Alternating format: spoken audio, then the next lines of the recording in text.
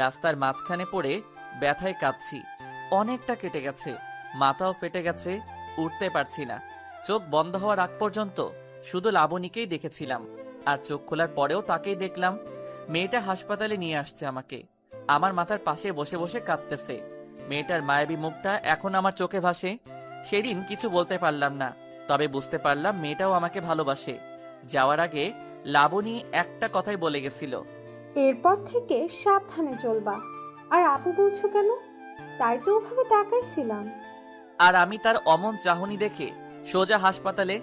Relation ছিল 1 বছর, তার বাবার ট্রান্সফার আর তার পরীক্ষার পর অন্য জায়গায় চলে যাওয়া, এই দুইটা কারণেই ব্রেকআপ হয়েছিল আমাদের। এটাই ভাবছেন? না, আসলে এসবের কিছুই না। লাবণী আরেকটা ছেলের সাথে মেলামেশা করত, যেটা আমার মোটেও ভালো লাগতো না। অনেকবার মানা করার পরেও সে শুনেনি আমার কথা। একদিন বলেছিলাম, কি এমন রিলেশন তোমাদের যার কারণে সেদিন একটা থাপ্পড় মেরে ব্রেকআপ করে দিয়েছিল? অনেক কষ্ট পাইছিলাম সেদিন। তার কিছুদিন পর দেখি সত্যি ছেলেটার সাথে রিলেশন আছে লাবণীর। আর কি, আমি ছেড়ে দিলাম এই শহর, চলে আসলাম ঢাকায়। তারপর কেটে গেছে 4 বছর। লাবণীর সাথে এই 4 বছরে দেখাও হয়নি, কথাও হয়নি, তবে ফেসবুক আইডিটা ছিল। প্রতিদিন তার টাইমলাইনে ঘুরে আসতাম আর দেখতাম মেয়েটা ছবি আপলোড দিছে সেই ছেলেটাকে সাথে নিয়ে। চলুন এবার বাস্তবে যাই। অতীত খুবই বোরিং, বাস্তবটা উত্তেজনায় ভরপুর। এতক্ষণ তো 4 বছর আগের ঘটনা বললাম, এখন 4 বছর পরের ঘটনা। অপূর্ব, কেমন লেগেছে তোর? ভাইয়া আমার দিকে রাগী লুক নিয়ে তাকালো। আমি আপন মনে হাসতে লাগলাম। আমার আর লাবণীর সম্পর্কটা ক্রস কানেকশন। প্রথমে বড় আপু, তারপর গার্লফ্রেন্ড, তারপর এক্স গার্লফ্রেন্ড, আর আজকে ভাবি। ভাবি কেন বললাম জানেন? কারণ মেয়েটাকে সবারই পছন্দ হয়েছে। হঠাৎ আমি তাকালাম লাবণীর ঠিক পিছনে, তার ছোট বোনের দিকে। অনেক বড় হয়ে গেছে আর লাবণীর মতোই সুন্দরী। মেয়েটা আমার দিকে তাকিয়ে আছে। আমিও এক দৃষ্টিতে তার দিকে তাকিয়ে ভাবছি, দুই ভাই এক বাড়িতেই বিয়ে করব। তবে লাবণীর দিকে তাকিয়ে আরেকটা জিনিস ভাবিয়ে তুলল, ছেলেটার কি হলো যার সাথে লাবণীর রিলেশন ছিল? তাহলে কি ব্রেকআপ হয়েছে? কাজের চাপে লাস্ট 2 মাস লাবণীর প্রোফাইল চেকই করা হয়নি। সে যাই হোক, এসব ভেবে লাভ নেই। কিছুক্ষণ পর আব্বু জুয়েলকে বলল, তোরা যা, কথা বল আলাদা রুমে। জুয়েল আবার আমাকে নিয়ে গেল। বলেন তো কেমন লাগে? আমি রুমের সামনে দাঁড়িয়ে আছি, হঠাৎ মেয়েটা আসলো আর আমাকে বলল, ভাইয়া একা দাঁড়িয়ে আছেন যে? কি করব বলো, তাদের সাথে তো আর যেতে পারবো না। আচ্ছা চলুন আপনাকে পুরো বাড়িটা ঘুরিয়ে দেখাই। আচ্ছা চলো। এরপর আমি মেয়েটার পেছন পেছন হাঁটতে লাগলাম। মেয়েটা সবকিছু দেখাতে লাগলো। সব শেষে গেলাম ছাদে। ছাদে গিয়ে আমি বললাম, আচ্ছা তোমার নামটা কি? নীলা। তোমার নামটা তো খুব সুন্দর। জি ভাইয়া, আপনার নামটা কি? অপূর্ব ইসলাম। কি বললেন? অপূর্ব ইসলাম। আপনার নামটা আপনার মতোই কিউট আছে। আচ্ছা তুমি কোন ক্লাসে পড়ো? Inter second year. আচ্ছা তোমার নাম্বারটা দাও তো। কেন? এমনি দাও। সরি ভাইয়া, নাম্বার দিতে পারবো না। আচ্ছা সমস্যা নেই। তবে ফেসবুক আইডি পেতে পারেন। এ তো মেঘনা চাইতেই জল। কথা বলা শেষ করে নিচে নামতেই ধাক্কা খেলাম লাবণীর সাথে। তারপর আমি বললাম, সরি, আমি আসলে দেখি নাই। It's okay. তার হাতের আলতো স্পর্শে মনটাকে আবারও আঘাত করলো। শুকিয়ে যাওয়া ক্ষতটা আবারও ভিজে উঠল। চোখ দুটি জলে ভিজে ওঠার আগে চলে আসলাম। এরপর বাসা থেকে বের হয়ে গাড়িতে গিয়ে বসলাম। সবাই কথা বলতেছে ভিতরে। আব্বু কিছুক্ষণ তাকিয়েছিল আমার দিকে, তবে কিছু বুঝতে পারিনি। তার আগেই চলে এসেছি। লাস্ট যেদিন তার হাত ধরে হাঁটছিলাম সেদিন খুব শক্ত করে জড়িয়ে ধরেছিল আর বলেছিল, ভালোবাসি, কখনো ছেড়ে যাব না। অথচ সেই আজ কত দূরে। আজ অনেক দিন পর সেই আলতো স্পর্শে অনেক স্মৃতি মনে পড়ে গেল। চোখটা ভিজে গেছে। 4 বছরেও নিজেকে বদলাতে পারিনি, এখনো বাচ্চাদের মতো কান্না করি। ইমোশনাল গুলা আর গেল না। গাড়িতে বসে ভাবছি নীলিমার কথা। কিছুদিন পরই সে আমার ভাবি হয়ে যাবে। তখন নিজেকে সামলাবো কিভাবে? বাসাতেই থাকবো না, তখনই ভালো হবে। বসে বসে অতীত আর ভবিষ্যৎ নিয়ে ভাবতেছি। হঠাৎ নীলা মেয়েটা এসে ডাক দিল। ভাইয়া। কোনো মতে চোখটা মুছে উত্তর দিলাম, হ্যাঁ বলো। আপনার নাম্বারটা? 019226456। আমি কল দিব রাতে। আচ্ছা দিও। এরপর নীলা চলে গেল। লাবণীর তো বিয়ে হয়ে যাবে, আমাকেও বিয়ে করতে হবে। বিয়ে তো নীলাকে করব, আর সেটা একই সাথে একই দিনে।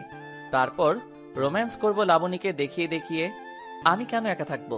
সে তো কখনো কষ্ট পায়নি, আমি কেন পাবো?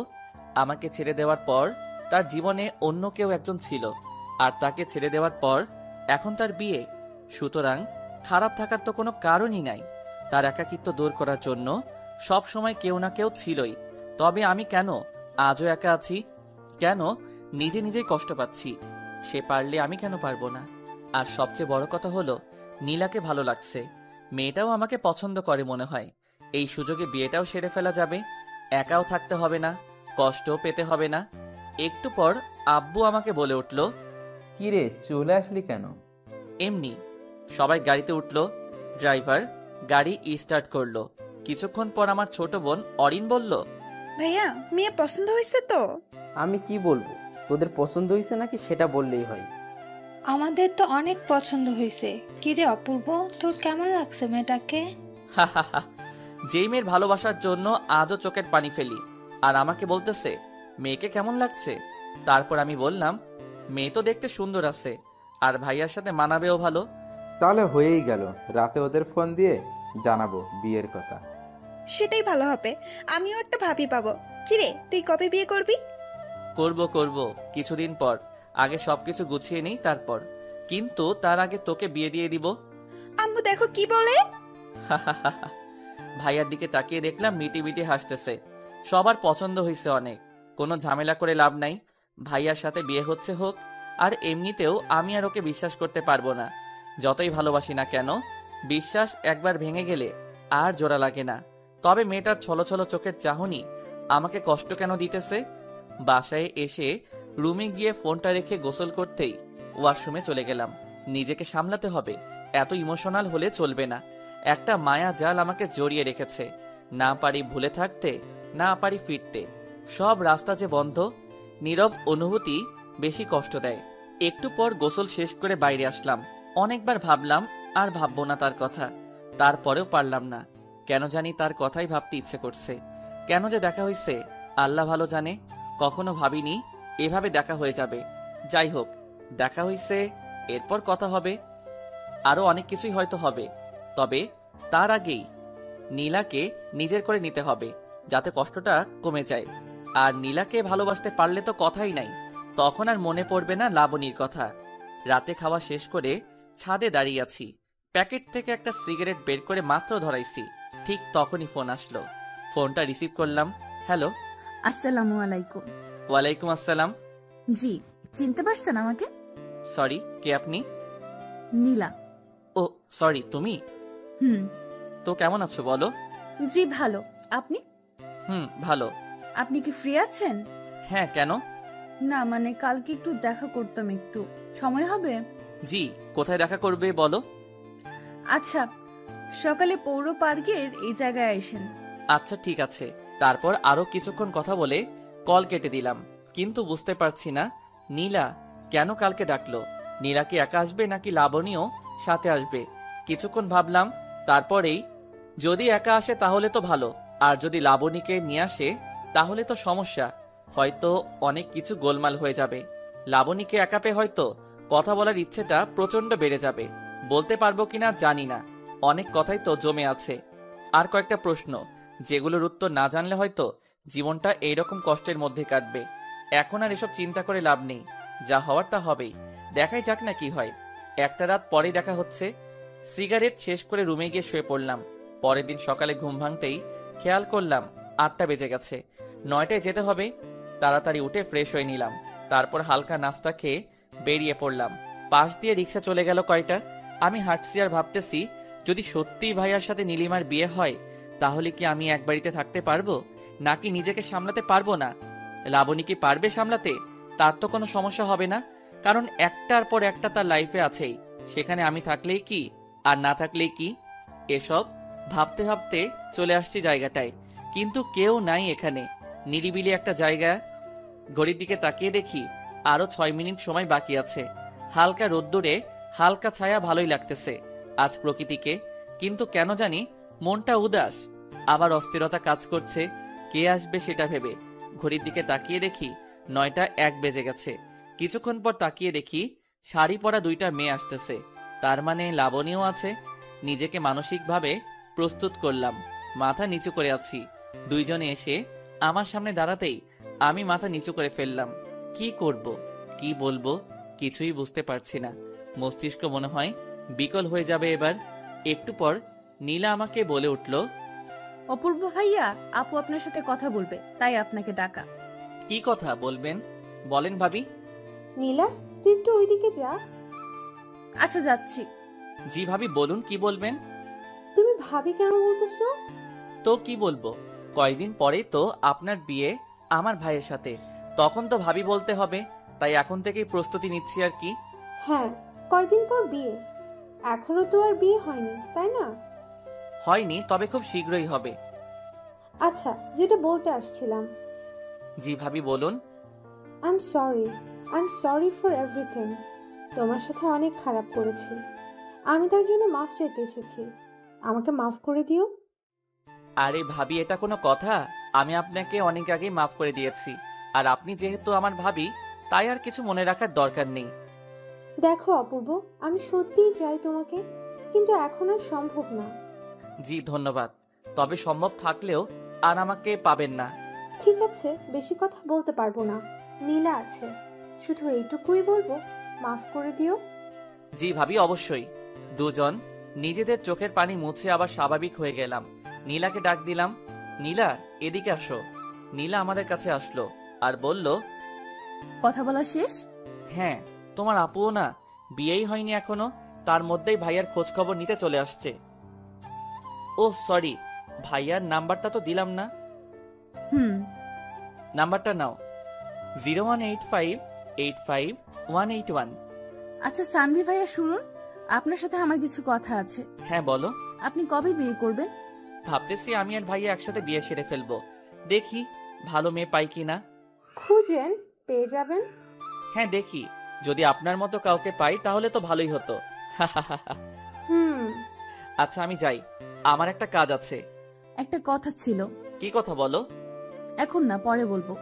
আচ্ছা ভাবি, আসি তাহলে। বলেই চলে আসলাম। বুঝতে পারলাম নিজেকে সামলে নিতে কোনো সমস্যা হবে না, কারণ আমি লাবণীর চোখে ভালোবাসা দেখিনি। তার চোখ আজ কথা বলেনি। হ্যাঁ, সে কেঁদেছে, কিন্তু এটাও মনে রাখতে হবে মেয়েরা ছিচকাদুনে অল্পতেই কাঁদতে পারে, আমরা ছেলেরা পারি না। আমাদের ইমোশন মেয়েদের চাইতে বেশি, তবে সেটা প্রকাশ করি না। আমরা কাঁদি আড়ালে লুকিয়ে, কেউ দেখে না। হাঁটতে ইচ্ছা করছে না, তাই রিক্সা নিলাম। সারা রাস্তা ভাবলাম আজকে রাতে বাবাকে বলবো আমি নীলাকে বিয়ে করব, তাদের বাসায় প্রস্তাব দিতে। আমি একা থাকলে শিওর কিছু একটা ঘটবেই। যদি নীলা সাথে থাকে তাহলে নিজেকে অনেকটা সামলে নিতে পারবো। মেয়েটার চোখে ভালোবাসা দেখেছি। বাসায় ঢুকে আগে আম্মুর রুমে গেলাম, গিয়ে দেখি আম্মু আর অরিন বসে আছে রুমে। আমি রুমে ঢুকে আম্মুকে বললাম, আম্মু ক্ষুধা লাগছে। টেবিলে খাবার রাখা আছে, খেয়ে নে। তোমার হাতে খাবো, খাইয়ে দিবা? দেখ পাগল ছেলে কি বলে, এত বড় হয়ে গেছে এখনো আম্মুর হাতে খেতে হবে? তুমি খাইয়ে দিবা কিনা সেটা বলো। ভাইয়া, তোর জন্য একটা খুশির খবর আছে। কি খুশির খবর? তোকে খাইয়ে দেওয়ার জন্য একটা লোক আনবো ভাবতেছি। ভাবি বানিয়ে বিয়ে করবি? আগে তোর বিয়ে দিব, তারপর আমি করব। আম্মু, এবার কিন্তু ওকে মারবো আমি। আম্মু তুমি খাইয়ে দিবা কিনা তাই বলো। আচ্ছা দিতেছি। আমি কি করলাম তাহলে? আমাকেও খাইয়ে দিতে হবে? আচ্ছা দুজনকেই খাইয়ে দেবো, দাঁড়া খাবার নিয়ে আসতেছি। আম্মু রুম থেকে বের হতেই অরিনের গাল ধরে জোরে টেনে দিলাম। অরিনের সবচেয়ে অপছন্দের কাজ এটা। অরিন রেগে গিয়ে আমার চুল টেনে দিল। ভাই বোনের ঝগড়ার মধ্যে মন খারাপ উদাও হয়ে গেল। আর আম্মুর হাতে খাবার খেয়ে লাবণীর কথা ভুলেই গেলাম। আমার মন খারাপ থাকলে চানাচুর খাই, নয়তো আম্মুর হাতে খাবার খাই। মন খারাপ কোথায় চলে যায় নিজেও জানি না। খাওয়া দাওয়া শেষ করে ঘুমালাম একটু। বিকেলে ঘুম ভাঙতে দেখলাম নীলা কল দিয়েছিল। আমি উঠে ফ্রেশ হলাম, তারপর ছাদে গিয়ে নীলাকে কল দিলাম। কলটা রিসিভ করতে নীলা বলল, হ্যালো। হ্যাঁ কল দিয়েছিলে দেখলাম। হ্যাঁ, কোনো সমস্যা আছে আপনার? সমস্যা কেন থাকবে? তাহলে? কিছু না, বলো কি বলবে। না, বলবো না। কেন বলবা না? কারণ আপনি তখন আমার কল রিসিভ করেন নাই। আমি অনেক রাগ করছি, তাই এখন বলবো না। আমি তখন ঘুমাচ্ছিলাম, তাই রিসিভ করতে পারিনি। আমি জানি না এত কিছু। আমি রাগ করছি, এখন যদি আপনি রাগ ভাঙাতে পারেন তাহলে কথাটা বলবো, নয়তো বলবো না। আচ্ছা একটা কথার উত্তর দাও তো। কি কথা? তুমি বিয়ে করবা কবে? সেটা আব্বু আম্মু জানে। আমাকে বিয়ে করবে? মানে? মানে বিয়ে করবে আমাকে? তোমার আপু আর আমার ভাইয়া, আমি আর তুমি করবে বিয়ে? জানি না। আরে রাগ করলে নাকি? আমি তো মজা করতেছিলাম। ও, রাগ করিনি, আমি ভাবছিলাম সিরিয়াসলি বলছেন। আরে না, তোমার তো বিয়ের বয়স হয়নি। কি? আমার 18 বছর হয়েছে আরো 2 মাস আগে। তারপরেও তুমি তো পিচ্ছি এখনো, কেমন জানি বাচ্চা বাচ্চা লাগে। আপনার সাথে কোনো কথা নাই।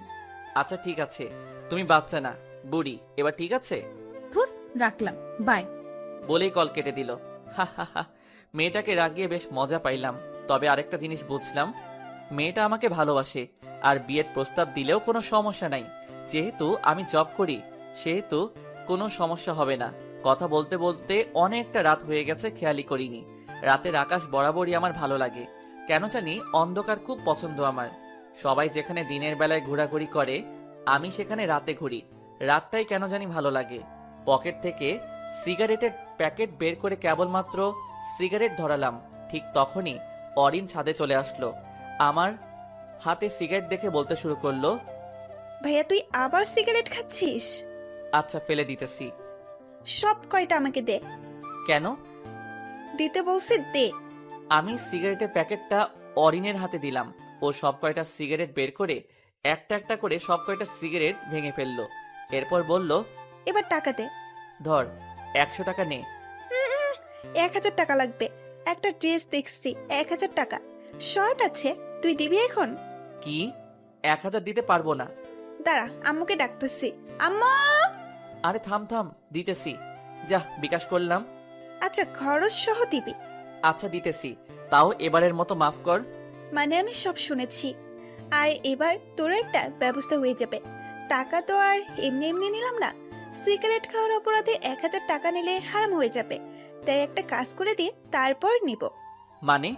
বলেই দৌড়ে চলে গেল। আমি মনে হয় এবার গেলাম, জানি না কি বলবে। সবার আদর পেয়ে একদম মাথায় উঠে গেছে। আমি শিওর এখন গিয়ে আব্বুকে বলে দিবে আমার আর নীলার কথা। আল্লাহ, এবারের মতো বাঁচিয়ে দাও। অরিন নিচে চলে গেল। মাথা ঘুরতেছে আমার। ও সব বলে দেওয়ার আগে আমাকে বলতে হবে, নয়তো আব্বু অন্য কিছু মনে করবে, তখন আবার ঝামেলা হতে পারে। তাড়াতাড়ি করে নিচে চলে গেলাম। আব্বু রুমে গিয়ে দেখি আব্বু আর আম্মু দুজনেই বসে আছে। আমি গিয়ে বললাম, আব্বু একটা কথা ছিল। কি কথা বল? আব্বু আসলে কিভাবে যে বলি, সত্যি অনেক লজ্জা লাগতেছে। নিজের বিয়ের কথা নিজে কিভাবে বলবো বলেন? কে কি করলো সেটা দেখার বিষয় না, আমি কি করলাম সেটাই দেখার বিষয়। লজ্জা তো করবে, তাই না? এরপর আব্বু বলল, এত ভাবার কি আছে, যা বলার বলে দে। আব্বু আসলে আমি বিয়ে করতে চাই। কি বুঝি নাই, আবার বল। বিয়ে করবে? বিয়ে লুকিয়ে লুকিয়ে? আর কয়দিন প্রেম করবে? এইবার মনে হয় সব গেল, কারণ আব্বু প্রেম প্রেম একদম পছন্দ করে না। এরপর আব্বু বলল, মানে কি? তাহলে কি এতদিন অপূর্ব তাহলে প্রেম করেছে আমাদের না জানিয়ে? কেউ কি জানিয়ে প্রেম করে নাকি? তা মেয়েটা কে শুনি? নীলা। কোন নীলা? আমার বড় ভাইয়ের হবু বউয়ের ছোট বোন। অপূর্ব, আমি কখনো ভাবিনি তুই এমন একটা কাজ করবি যা আমাদের সামনে থেকে। আব্বু আমি প্রেম করিনি, শুধু ভালো লাগছে তাই বলতে আসছিলাম যে ভাইয়ার আর আমার বিয়েটা একসাথে সেরে ফেললে কেমন হয়। আব্বু ধমক দিয়ে আমাকে বলল, চুপ কর বেয়াদব, কথা বলবি না একদম। চুপচাপ নিজের রুমে যা। আব্বুর কথা মতো রুমে চলে আসলাম, কিন্তু কেমন জানি লাগতেছে। আব্বু কি করবে কে জানে। দেখে তো খুব রেগে আছে মনে হলো। থাকলে থাকুক, তাতে আমার কি? বিয়ের বয়স তো হয়েছে, আর বেকার তো আর বসে নেই। বিয়ে করবই না কেন? বিয়ে না করালে পালিয়ে যাব। তবুও লাবণীর সাথে এক বাড়িতে একা থাকা সম্ভব না। কখন কি ঘটে বলা যায় না। এখন নীলাই আমার সব। নীলাকে নিয়েই স্বপ্ন দেখতে হবে, তাকে নিয়েই বাঁচতে হবে। বসে বসে এসব কথা ভাবতেছি, এমন সময় অরিন রুমে ঢুকলো আর বলতে শুরু করলো, ভাইয়া, ব্যাড নিউজ আছে। কি ব্যাড নিউজ? আরে তোর বিয়ে হয়ে যাবে এবার। মানে? মানে হলো, আব্বু আর আম্মুর কথা শুনে যেটা বুঝলাম সেটা হলো, কালকে আব্বু আর আম্মু আবার যাবে ওদের বাসায়, আর তারপর নীলা ভাবির সাথে তোমার বিয়ে ঠিক করবে।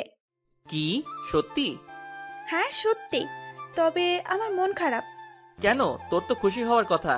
একসাথে দুইটা বিয়ে হবে বাড়িতে, আনন্দ করবি, মজা করবি। আরে ধুর, রাখ তোর মজা।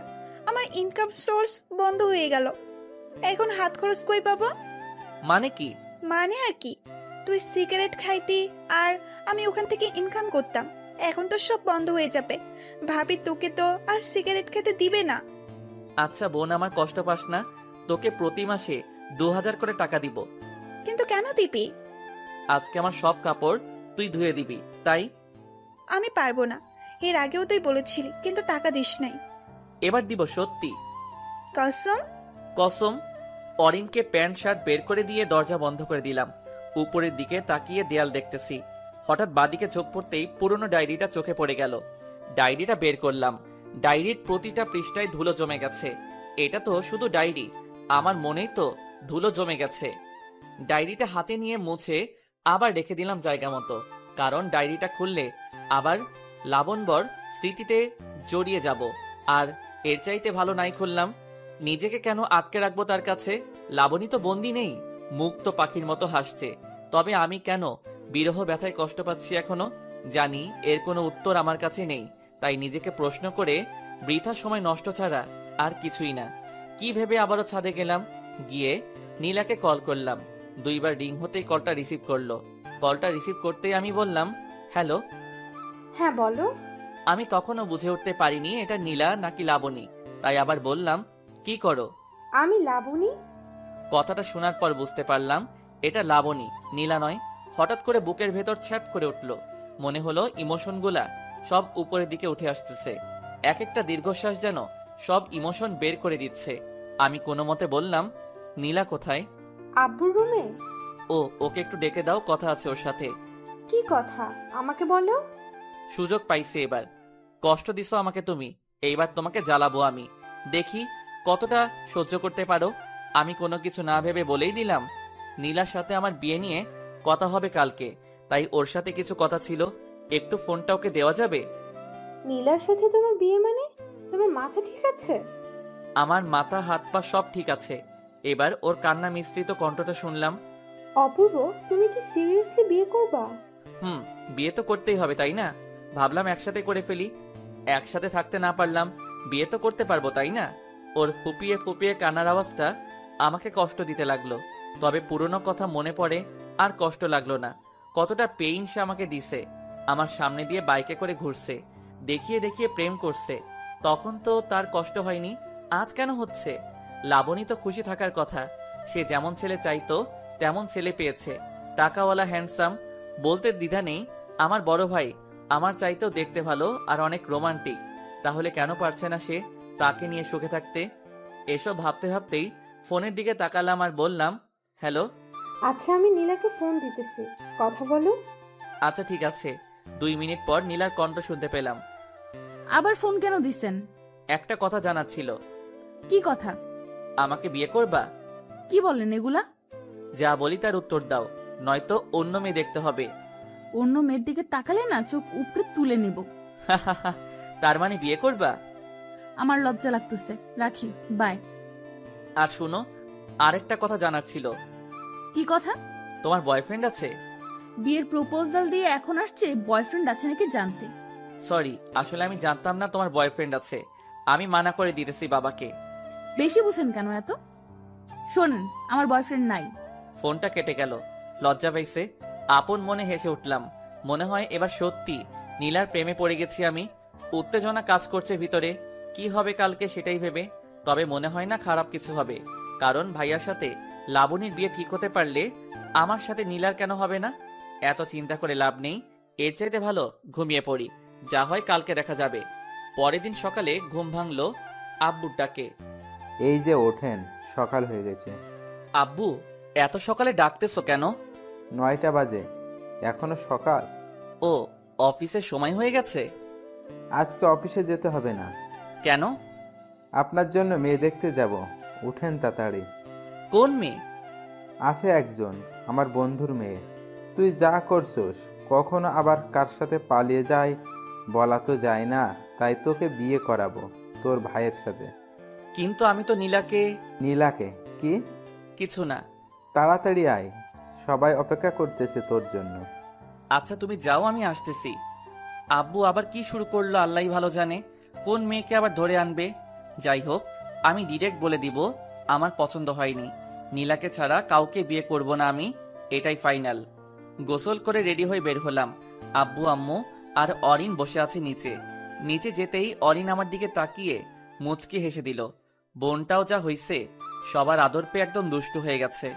আব্বু আম্মু আমাকে দেখে বের হতেই অরিনকে বললাম, ও তুই তো বললি নীলার সাথে আমার বিয়ে। আমি শুধু শুনছি তোকে বিয়ে করাবে।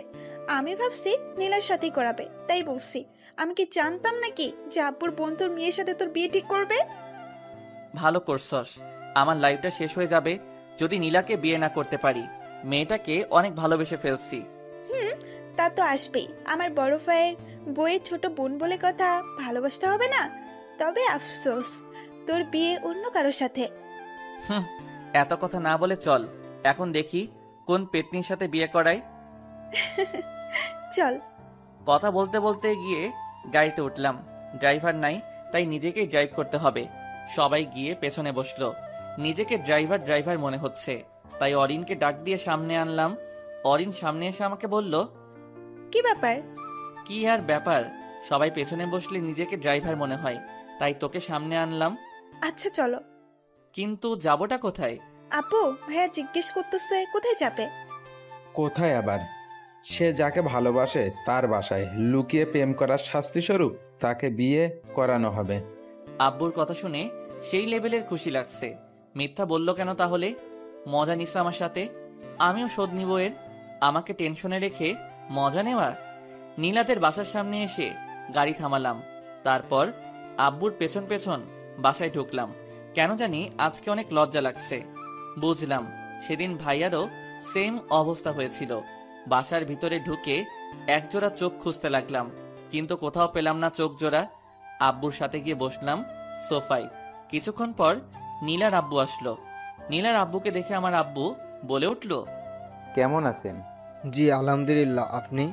জি ভালো। রাতে যা বললাম সেটার ব্যাপারে কথা বলতে আসলাম। মেয়েকে দেখুন, তারপর না হয় কথা বলি। ডাকুন। এদিকে আই তো মা। ভীষণ অস্থিরতা কাজ করছে মেয়েটাকে দেখার জন্য। মনটা ভীষণ ব্যাকুল হয়ে পড়ছে।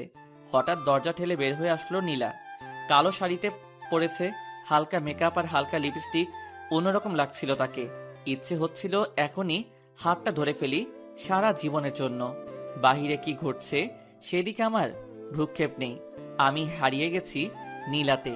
কেউ পারবে না আর আমায় সামলাতে। ঘোর কাটলো অরিনের ডাকে। এই ভাইয়া।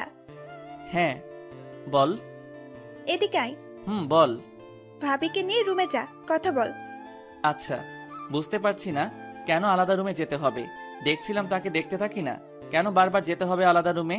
ঘোরটাই কেটে গেল। তবে আজকে তো সে নেশার মতো কাজ করছে। যতবার দেখতেছি ততবারই মাতাল হয়ে যাচ্ছি।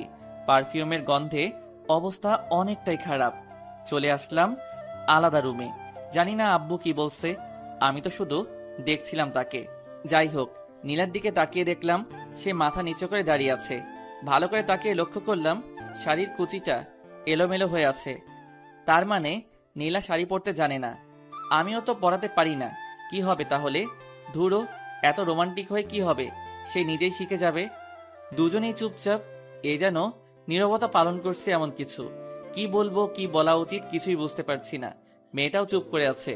সব দ্বিধা ভেঙে আমি প্রশ্ন করলাম, বিয়েটা করতে তুমি রাজি? সরাসরি প্রশ্ন করাই নীলার মুখটা কেমন যেন লাল হয়ে গেল। আমিও বোকার মতো সরাসরি প্রশ্ন করে বসলাম, সে বিয়ে করতে? এখন কি বলবো? হার্টবিট অলরেডি অনেকটাই বেড়ে গেছে। এবার আর তাকে প্রশ্ন না করে নিজেই বলতে লাগলাম, তোমাকে সেই প্রথম দিন দেখেই প্রেমে পড়ে গেছি। যেহেতু ভাইয়ার বিয়ে আর মাত্র 15 দিন বাকি, তাই প্রেম করার সুযোগ নাই। খুব ইচ্ছা ছিল প্রেম করে বিয়ে করব। চলো না এই বাকি 15 দিন প্রেম করি, তারপর বিয়ে। যদি থাকো রাজি, বিয়ে ঠিক করব আজই। Nila, will you marry me? Yes I will. Nila কথাটা বলেই লজ্জায় আমার বুকে মুখ লুকালো। শিওর হয়ে গেলাম সেও আমাকে ভালোবাসে। নীলাকে শক্ত করে জড়িয়ে ধরলাম। হঠাৎ করে অনুভব করলাম মেয়েটা কাঁদতেছে। ওর কান্নার শব্দ পেয়ে আমি বলতে শুরু করলাম, কি হলো, কাঁদতেছো কেন? জানেন, আমি আপনাকে প্রথম দেখেই প্রেমে পড়ে গেছি। আমি ভেবেছিলাম পালিয়ে বিয়ে করব, কিন্তু আমাদের তো বিয়ে ঠিক হয়ে গেছে। এখন কি হবে? ও আল্লাহ, আমারে উঠাইয়া নাও। এই মেয়ে বলেটা কি? নীলার কোমরে হাত রেখে টান দিতেই আমার বুকের সাথে এসে আটকে গেল। এমন সময় দরজায় টোকা পড়ল। উফ, এখনই আসতে হলো। এরপর নীলার কানে কানে বললাম, তোমাদের বাসায় প্রাইভেসি নাই? আমার কথাটা শুনে নীলা খিলখিল করে হাসতে শুরু করলো। আমি দরজা খুলে দেখলাম বাইরে লাবণী দাঁড়িয়ে আছে। লাবণী আমাকে দেখে কেমন জানি হয়ে গেল, ছটপট ভিতরে ঢুকে গেল। আর আমিও কিছু না বলে বাইরে চলে আসলাম। হবু বউয়ের সামনে এক্স গার্লফ্রেন্ডকে কি বলবো? আমি এসে বসলাম আব্বুর পাশে। তারা কথা বলতেছে আর হাসতেছে, মনে হয় বিয়েটা কনফার্ম। একটু পর আম্মু আমাকে বলল, অপূর্ব তোর মতো কি? আমি কি বলবো? তোমরা যা বলবে তাই হবে। তাহলে আর কি, আগামী মাসের 12 তারিখে তোদের বিয়ে। আচ্ছা আব্বু, আমি আসতেছি, আমার একটু কাজ আছে। আমিও যাবো, চল। আচ্ছা যা। সালাম দিয়ে বাহিরে চলে আসলাম। বাহিরে আসতেই অরিন আমাকে বলল, কিরে ভাইয়া, তোর কি মন খারাপ? না, মন খারাপ কেন হবে? যাকে চাইছি তার সাথে তো বিয়ে, মন খারাপ কেন হবে? জানি না, বাট মনে হচ্ছে মন খারাপ। আরে না, মন খারাপ না, এমনি মাথা ব্যথা করতেছে। তবে যাই বলিস না কেন, নীলা ভাবি চাইতে লাবণী ভাবি দেখতে সুন্দর। বলছে তোরে নীলা দেখতে সুন্দর, লাবণী চাইতে একটু খাটো শুধু, আর কিছু না। ওই হলো, নিজের বইয়ের প্রশংসা আর করতে হবে না। হুঁ, বাদ দে। ভাবতেছি তোর জন্য ছেলে দেখবো, একসাথে 3টা বিয়ে হবে বাড়িতে, খরচ কম হবে। ভাইয়া, খারাপ হয়ে যাবে কিন্তু। আমি এখন বিয়ে করব না, ঠিক আছে? তাহলে ঠিক আছে, যখন ইচ্ছা করিস, এখন চুপ থাক। ওকে। বাসায় এসে গোসল করলাম। ভালো লাগছে না কেন জানি। একটা ঘুমের ট্যাবলেট খেয়ে ঘুম দিলাম, কিন্তু বেশিক্ষণ ঘুম হলো না। ফোন কলের শব্দে ঘুমটা ভেঙে গেল। তাকিয়ে দেখি নীলার কল। হ্যালো। কি করেন? এই তো ঘুমাচ্ছিলাম। তুমি? ভাবতেছি কি ভাবতেছো? কত তাড়াতাড়ি কত কিছু হয়ে গেল, তাই না? অনেক কিছু হয়ে গেছে। সামনে তো আরো অনেক কিছু হবে। এখন বলো, কি জন্য কল দিছো? আজকে একটু ঘুরতে বের হব তোমার সাথে, তাই। ভাবিকে নিয়ে আসবা? না, একাই আসবো। আর আপু তো শপিং এ গেছে তোমার ভাইয়ার সাথে। কি? হ্যাঁ, এত অবাক হওয়ার কি আছে? আর 14 দিন পরে তো বিয়ে, এখন থেকে শপিং করবে না তো কখন করবে? আমি এই জন্য অবাক হইনি, অবাক হয়েছি তুমি এখনো শপিং এ যাও নাই তাই। আমি কি একা একা শপিং এ যাব নাকি? না, একা কেন যাবা? এখন আমার সাথে যাবা। রেডি হয়ে নাও তাড়াতাড়ি। সত্যি নিয়ে যাবেন? না, মিথ্যা মিথ্যা নিয়ে যাব। তুমি রেডি হয়ে নাও তাড়াতাড়ি, 3:30 মিনিটের মধ্যে আসবা। আচ্ছা, আপনি দাঁড়ান টঙের দোকানে, আমি আসতেছি। আচ্ছা, তাড়াতাড়ি আসবা। ঠিক আছে, বাই। রেডি হয়ে মামার দোকানে গিয়ে দেখি সব বন্ধুরা একসাথে আড্ডা দিতেছে। কাজের চাপে পড়ে অনেকদিন আড্ডা দেওয়া হয় না। গিয়ে বসলাম ওদের সাথে। কিরে, কি খবর? তোকে তো আর দেখাই যায় না। কেমনে দেখবি, সারাদিন তো অফিসেই থাকি। তা ঠিক, তবে বাবার এত টাকা কি করবি? তোর চাকরি করার কি দরকার? শোন ভাই, তোদের বাবার টাকা আছে, তোরা বসে বসে খা, আমারে জ্ঞান দিস না। আচ্ছা ঠিক আছে, আজকে রাত 9টায় পার্টি আছে, তুই আসবি। কিসের পার্টি? আমার গার্লফ্রেন্ডের বার্থডে। আচ্ছা, আসবো। আমি বাহিরের দিকে তাকিয়ে দেখি নীলা আসতেছে, তাই আমি ওদেরকে বললাম, দোস্ত, একটা জিনিস বলা হয়নি। কি? 12 তারিখ আমার বিয়ে, সবাই আসবি, কার্ড পাঠাই দিবনি। কি বলিস? কেমনে কি? আর বলিস না, বড় ভাইয়ের জন্য মেয়ে দেখতে গিয়ে এক বাড়িতে 2টারে পছন্দ হয়েছে। কি আর করার, আব্বা বিয়ে করাইব এখন। হ্যাঁ ভালো, সবাই দেখি বিয়ে করতেছে, তুই বিয়ে করলে আর 2জন বাকি। আচ্ছা দোস্ত থাক, রাতে কথা হবে। নীলা আসতেছে।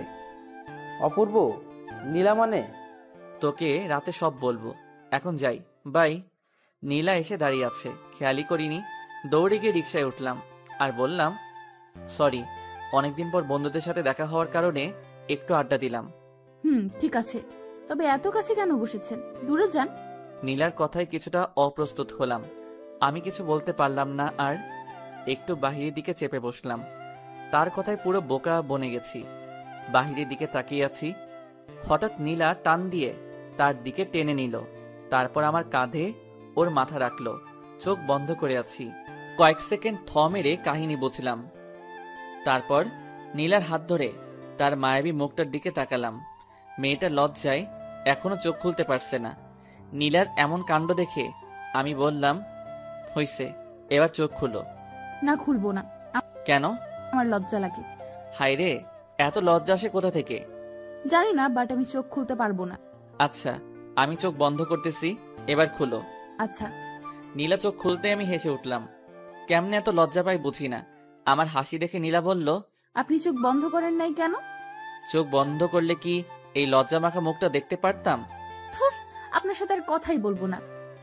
রিক্সা চলছে আপন গতিতে, আর আমরা আমাদের ব্যস্ত শহরে প্রিয় মানুষের সাথে রিক্সায় বসে এমন খুনসুটি বা কয়জন করতে পারে? রিক্সা আর কাপল মানেই রোমান্টিক অনুভূতি, যেটা বাইক কিংবা বড় গাড়িতে পাওয়া যায় না। জ্যামে পড়লেও কোনো সমস্যা নেই, একটু ফাঁকা পেলেই বেরিয়ে যায় রিক্সা। এই জন্য রিক্সাই বেটার। নীলাকে নিয়ে চলে আসলাম শপিং মলে। শপিং মলে এসে আমি নীলাকে বললাম, বলো কি কি কিনবে? বেশি কিছু লাগবে না, এখন অনেক সময় পড়ে আছে, তখন আসবো। এখন একটা শাড়ি কিনবো, তারপর দুজনে মিলে কিছুটা সময় একসাথে কাটাবো।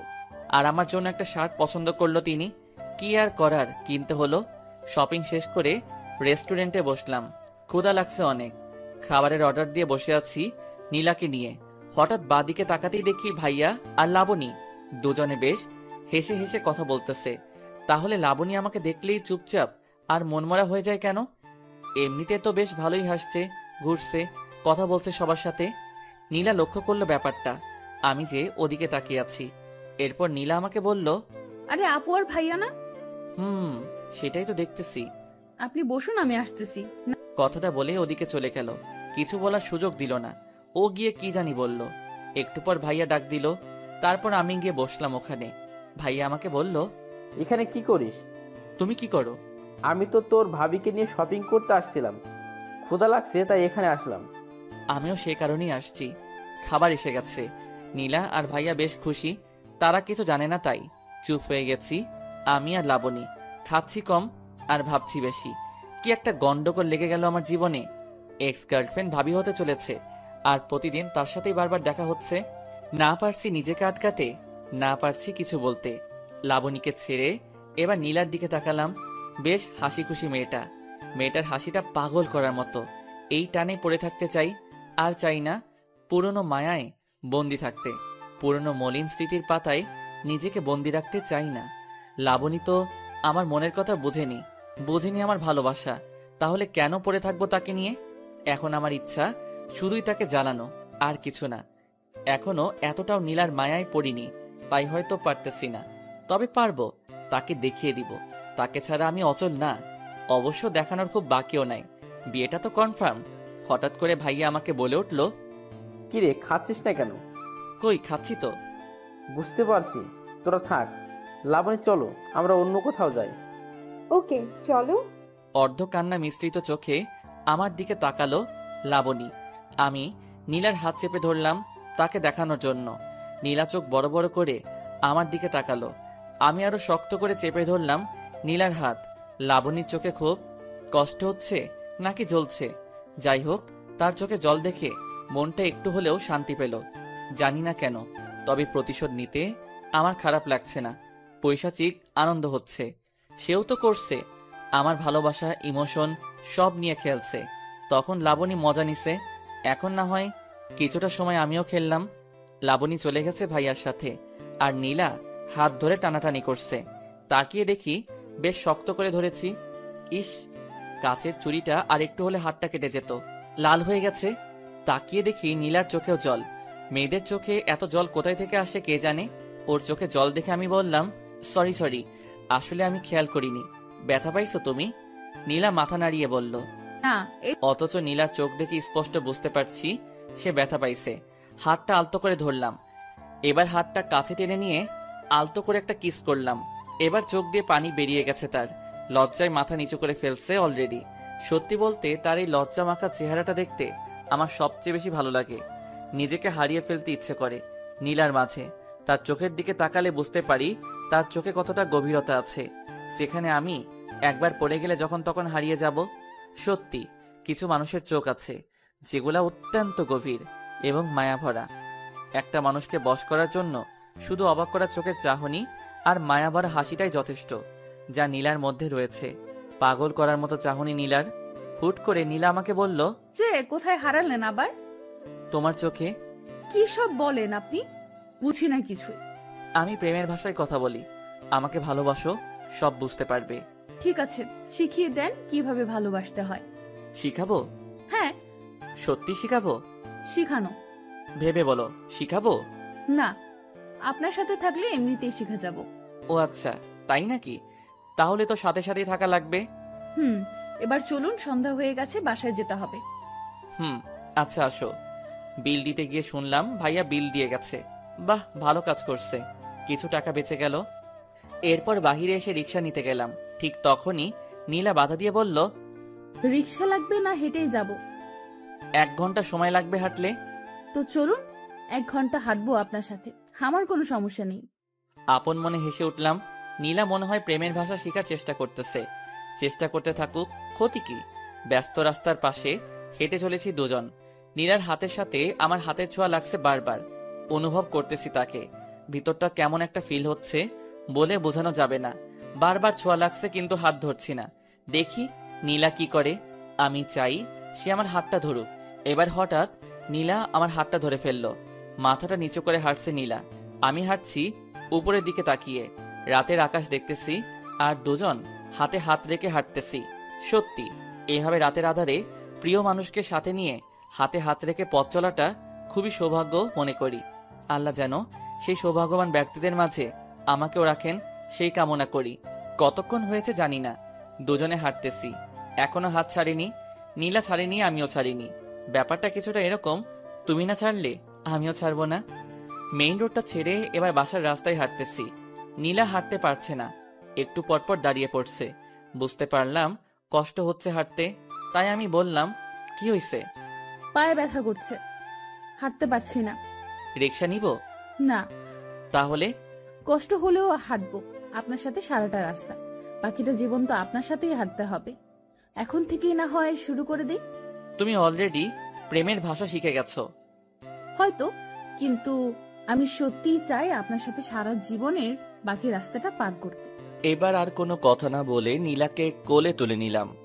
পুতুলের মতো মেয়েটা বুকে মাথা রেখে চোখ বন্ধ করে চুপচাপ শুয়ে আছে। লজ্জায় কাঁপছে মেয়েটা, কিছুটা ভয়েও। ভয়ে ভয়ে জিজ্ঞেস করলো, এটা কি করলেন? বাকি রাস্তাটা তো আমার সাথে হাঁটবে। এখন যদি পায়ে ব্যথা করে তাহলে বাকি রাস্তা কিভাবে হাঁটবে?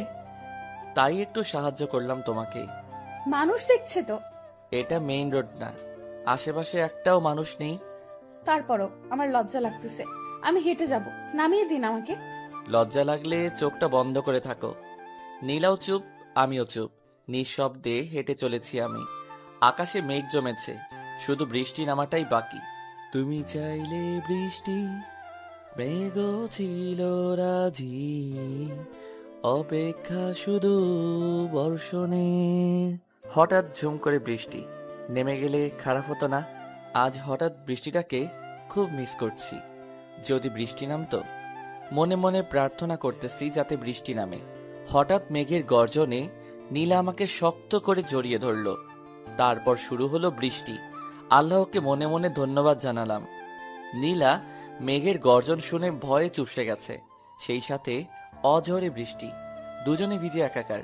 ইচ্ছে করছে নীলাকে একটা কিস করি, কিন্তু না, বিয়ের আগে কিস করব না। আর তো কয়েকটা দিন, তারপর না হয় একসাথে বৃষ্টিতে ভেজে যাবে। 1000 বার কিস করলেও কোনো বাধা থাকবে না তখন। কিন্তু আজকে না, আজকে নিজেকে সামলাবো যেইভাবেই হোক। নীলা আর আমি দুজনেই ভিজে গেছি। মেয়েটা বৃষ্টিতে ভিজে কাঁপতেছে, ঠান্ডা লাগছে মনে হয়। সামনে একটা চায়ের দোকান, নির্জন রাস্তা। রাতের বেলা খুব কম মানুষই থাকে সেখানে। দোকানে গিয়ে দাঁড়ালাম। নীলা ছাড়ছে না আমাকে। নিচে নামিয়ে দিয়েছি, কিন্তু এখনো শক্ত করে জড়িয়ে ধরে আছে। দোকানে আরেক জোড়া প্রেমিক প্রেমিকা, তারা এক কাপে দুজনে চা খাচ্ছে। কিছুক্ষণ পর আমি নীলাকে বললাম, নীলা, চা খাবে? না, আপনি খান, আমি খাবো না। আচ্ছা থাকো, আমি চা খাই তাহলে। মামা, 1 কাপ দুধ চা দিন। ঝুমঝুম বৃষ্টি আর মামার চা বানানোর টুংটাং শব্দ খারাপ লাগছে না, অন্যরকম অভিজ্ঞতা। চা খেতে খেতে নীলাকে প্রশ্ন করলাম, ঠান্ডা লাগছে না? একটু। ফোনটা বের করে দেখলাম অলরেডি 8টা বেজে গেছে। আকাশকে কল দিলাম। কিরে, কই তুই? সরি ভাই, আমি যেতে পারবো না, তোরা এনজয় কর। আমার কাহিনী বিয়ের দিন বলবো তোকে। কিন্তু আসবি না কেন? একটু প্রবলেমে আছি। কি প্রবলেম? আরে তেমন কিছু না, তোকে বলবো বিয়ের দিন। আচ্ছা। ফোনটা রাখতে একটা গাড়ি এসে দাঁড়ালো দোকানের সামনে। গাড়ির গ্লাস খুলে ভাইয়া ডাক দিল, কিরে, এখানে কি করিস? আরে বৃষ্টির মধ্যে আটকে গেছি। গাড়িতে ওঠ। শালার এই লাবণীর সাথে বারবার দেখা কেন হয়? নীলা এখনো ছাড়েনি আমাকে, আর মনে হয় ছাড়বেও না। এমন একটা ছক কষেছে মাথায়। নীলাকে আবার কোলে তুলে নিলাম। গাড়ির ভিতর থেকে ভাইয়া আর ভাবি মানে লাবণী দুজনেই দেখছে ব্যাপারটা। লাবণীর অবস্থা করুন, ওর চেহারাটা দেখে হাসি পাচ্ছে। নীলাকে গাড়িতে নিয়ে বসালাম। এখনো জড়িয়ে ধরে রেখেছে আমাকে। তার এখন লজ্জা লাগতেছে না। ভাই আর তার বড় বোনের সামনে সে আমাকে জড়িয়ে ধরে আছে। এমনিতে তো অল্পতেই লজ্জায় লাল হয়ে যায়। ভাইয়া গাড়ি চালাচ্ছে।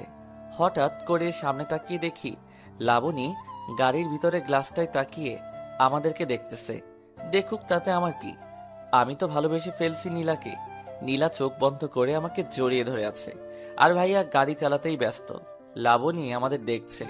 আমি নীলার কপালে হাত রাখলাম। হালকা জ্বর জ্বর মনে হলো। সারা শরীর ভেজা তার। শার্টটা খুলে নিজ হাতে নীলার মাথা মুছে দিলাম। গ্লাসে তাকিয়ে দেখি লাবণীর চোখে পানি।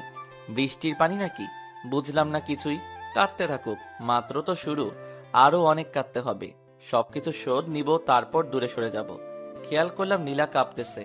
কি করব কিছুই বুঝতে পারছি না। বাসার সামনে এসে থামলো ভাইয়া। তারপর আমাকে বলল, অপূর্ব, তুই লাবণী আর নীলাকে বাসায় নামিয়ে দিয়ে আয়। আচ্ছা।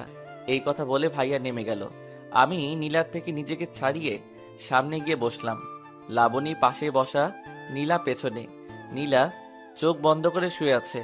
মনে হচ্ছে দুইটা আমার, কিন্তু আমি তো একজনকে চাই। আমি তো নীলাকে চাই, লাবণীকে না। আমি সামনে তাকিয়ে গাড়ি চালাচ্ছি। লাবণী অবাক হয়ে তাকিয়ে আছে আমার দিকে।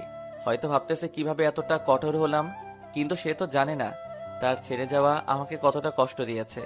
কষ্ট পেতে পেতে আজ আর তার কষ্ট আমাকে কাঁদায় না। তবে কিছু স্মৃতি আছে যেগুলো মনে পড়লে না চাইলেও চোখে জল চলে আসে। নীলার বাসার সামনে এসে গাড়ি দাঁড় করালাম। তারপর আমি গাড়ি থেকে নেমে গাড়ি আনলক করলাম। লাবণী বের হয়ে বাসার ভিতরে ঢুকে দাঁড়ালো। এবার আমার পালা। নীলাকে আবার কোলে তুলে নিলাম। লাবণী তাকিয়ে দেখতেছে আমাদেরকে। নীলার দিকে তাকিয়ে মুচকি হাসলাম। মেয়েটা লজ্জা পেয়ে আমার বুকে মুখ লুকালো। বাসার ভিতর এসে নীলাকে নামিয়ে দিলাম। তারপর লাবণীকে বললাম, ভাবি নীলা তো বৃষ্টিতে ভিজছে, আর শরীরে হালকা জ্বর জ্বর ভাব, একটু মেডিসিন খাওয়াই দিয়ে ওকে। আচ্ছা। লাবণী দ্রুত ভিতরে ঢুকে গেল। আমিও নীলাকে বিদায় দিয়ে চলে আসলাম। বাসায় এসে ফ্রেশ হয়ে একটু বিশ্রাম নিলাম। রাতে খাবার টেবিলে বসতেই আব্বু প্রশ্ন করলো, দিনকাল কেমন চলে? এই তো আব্বু ভালো। আর আপনার কেমন? আমারও ভালো। দুজনেরই বিয়ে, ওদের ভালো কাটবে না তো কি আমার ভালো কাটবে? আব্বু ওকেও বিয়ে দিয়ে দাও, দিনকাল ওরও ভালো কাটুক। ওর এত কষ্ট আর সহ্য হয় না। থাম সবাই, আমার কথা শোন। আব্বু বলো। বিয়ে তো আর কয়টা দিন বাকি, তো সব কাজ কে করবে? অরিন। আমি মানে? তোর বিয়ের সময় আমরা শোধ করে দিব, ঠিক আছে? আচ্ছা, ডেকোরেশন এর লোক দিয়ে করিয়ে নিব, কিন্তু কাউকে তো সাথে থাকতে হবে, তাই না? কেন, তুমি কি করবা? আমি কি করব? বন্ধুদের সাথে আড্ডা দিব। একটা কাজ করা যায়। কি কাজ? তুমি আর তোমার বন্ধুরা মিলে কাজ করবা, আড্ডাও হবে, কাজও হবে। এ তো ভালো কাজ, আমার করতে হবে না। অপূর্ব, তুই বাসা সাজানোর কাজটা দেখবি, আর তুই দেখবি রান্নার দিকটা। আচ্ছা, এটা কোনো কথা হলো? নিজের বিয়েতে নিজেকেই কাজ করতে হবে? দূর, ভাল লাগে না আর। ভাবছিলাম বিয়ের আগে বউকে নিয়ে সেই মজা করব, সেটা আর হলো না। কি আর করার, কাজে লেগে পড়তে হবে 2 দিন পর থেকে। এরপর খাবার খেয়ে রুমে এসে শুয়ে পড়লাম। পরের দিন সকালবেলা ঘুম থেকে উঠে নীলাকে কল দিলাম। রিং হচ্ছে কিন্তু ধরছে না। আল্লাহই জানে কি হয়েছে আবার। কালকে যেরকম ভিজছে বৃষ্টিতে, জ্বর না আসলেই হলো। 3-4 বার কল দিয়েও কোনো রেসপন্স না পেয়ে উঠে ফ্রেশ হলাম।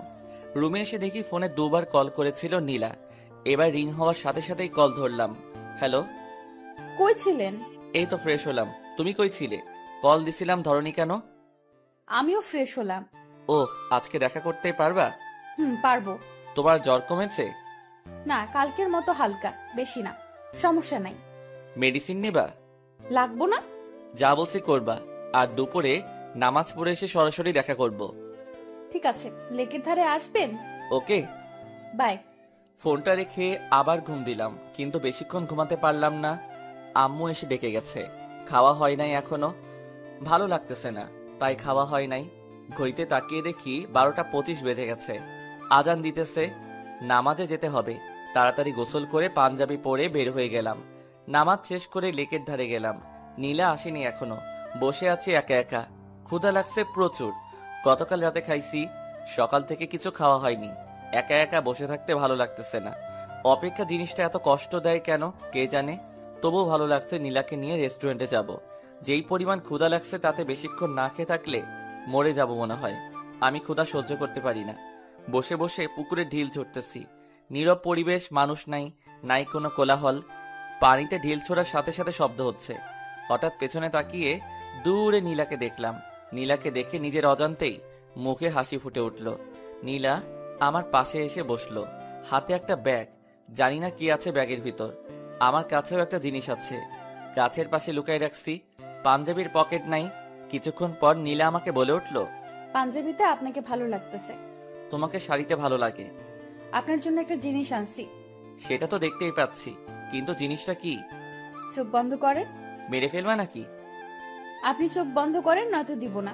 আচ্ছা ঠিক আছে, বন্ধ করলাম। নাকে বিরিয়ানির গন্ধ পাইতেছি। কৌতূহল কাটিয়ে চোখ খুলে ফেললাম। যা ভাবছি তাই, নীলা বিরিয়ানি রান্না করে আনছে। এরপর আমি বললাম, তুমি কেমনে জানলে বিরিয়ানি আমার প্রিয়? আমি জানি তো, আপুকে জিজ্ঞেস করেছিলাম কি রান্না করব, সে বলল বিরিয়ানি, তাই আর কি রান্না করলাম। লাবণী তো জানে আমার বিরিয়ানি পছন্দ। কত শতবার তার সাথে বসে বিরিয়ানি খাইছি। আজকে তার ছোট বোনের সাথে বসে খাবো। এরপর নীলা আমাকে বলে উঠল, নেন খান। আমি খেতে পারবো না। কেন? তুমি খাইয়ে দিবা। আমি পারবো না। তাহলে আমিও খাবো না। ঠিক আছে, হা করুন। নীলা আমাকে খাইয়ে দিতে শুরু করলো। বিরিয়ানি মুখে দিতেই বুঝলাম এটা লাবণী রান্না করছে। তার হাতের রান্না অনেকবার খাইছি আমি। বিরিয়ানিতে সেই ঝাল বেশি দিবে, আর যখন প্যাকেট করার সময় লেবুর রস দিয়ে অনেকটা টক বানিয়ে ফেলবে। এই স্বাদটা কখনো ভোলা যাবে না। নীলা হেল্প করছে রান্না করতে, কিন্তু ঝাল আর লেবুর রসটা নীলিমা দিচ্ছে।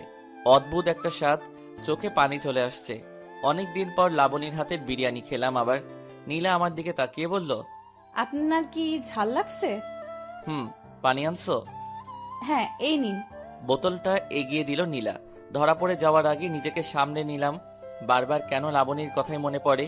নীলাকে তো ভালোবাসি, তাহলে লাবণীর স্মৃতি কেন কাঁদায়? উত্তরটা আমার অজানা নয়, তবুও বারবার বোকার মতো নিজেকেই প্রশ্ন করে বসি। উত্তর তো এটাই হবে যে কিছু মানুষ আছে যাদেরকে একটা সময় অনেক ভালোবাসা হয়, কিন্তু মানুষটা বোঝে না। তখন আমরা অনেক কষ্ট পাই। আস্তে আস্তে কষ্টের মাত্রাটা কমে আসে। আমরাও একা পথ চলতে শিখে যাই। বুঝতে পারি ওপাশের মানুষটা আমাকে চায় না, তাহলে কেন বারবার তার পিছনে ছুটবো? তাকে ভেবে কেন কষ্ট পাবো? এইভাবে একটা সময় আমাদের ভিতর আর তার প্রতি কোনো ফিলিংস থাকে না, সত্যি কোনো ফিলিংস থাকে না। আর কান্না পাই না তার কথা মনে হলে, বরং হাসি পাই। নিজেকে অনেক বোকা মনে হয়। নিজের কর্মকাণ্ডগুলো, নিজের পাগলামির কথা মনে পড়ে, তখন সত্যি আমরা হাসি। কারণ তখন আমরা নিজেদের নিয়ে ভাবতে শিখে গেছি, বাঁচতে শিখে গেছি একা একা। বাইরে বাইরে আমরা অনেক হ্যাপি, হয়তো ভিতরেও, তবে অনেকটা মৃত মানুষের মতো হয়ে যাই। আমরা হাসি, খেলি, বন্ধুদের সাথে ঘুরতে যাই, পার্টি করি, সারাদিন আমরা সব করি, কিন্তু রাত হলে না, সেই মানুষটার কিছু স্মৃতি চোখের সামনে ভেসে ওঠে। তখন কান্না পায় না, দীর্ঘশ্বাস উঠে আসে।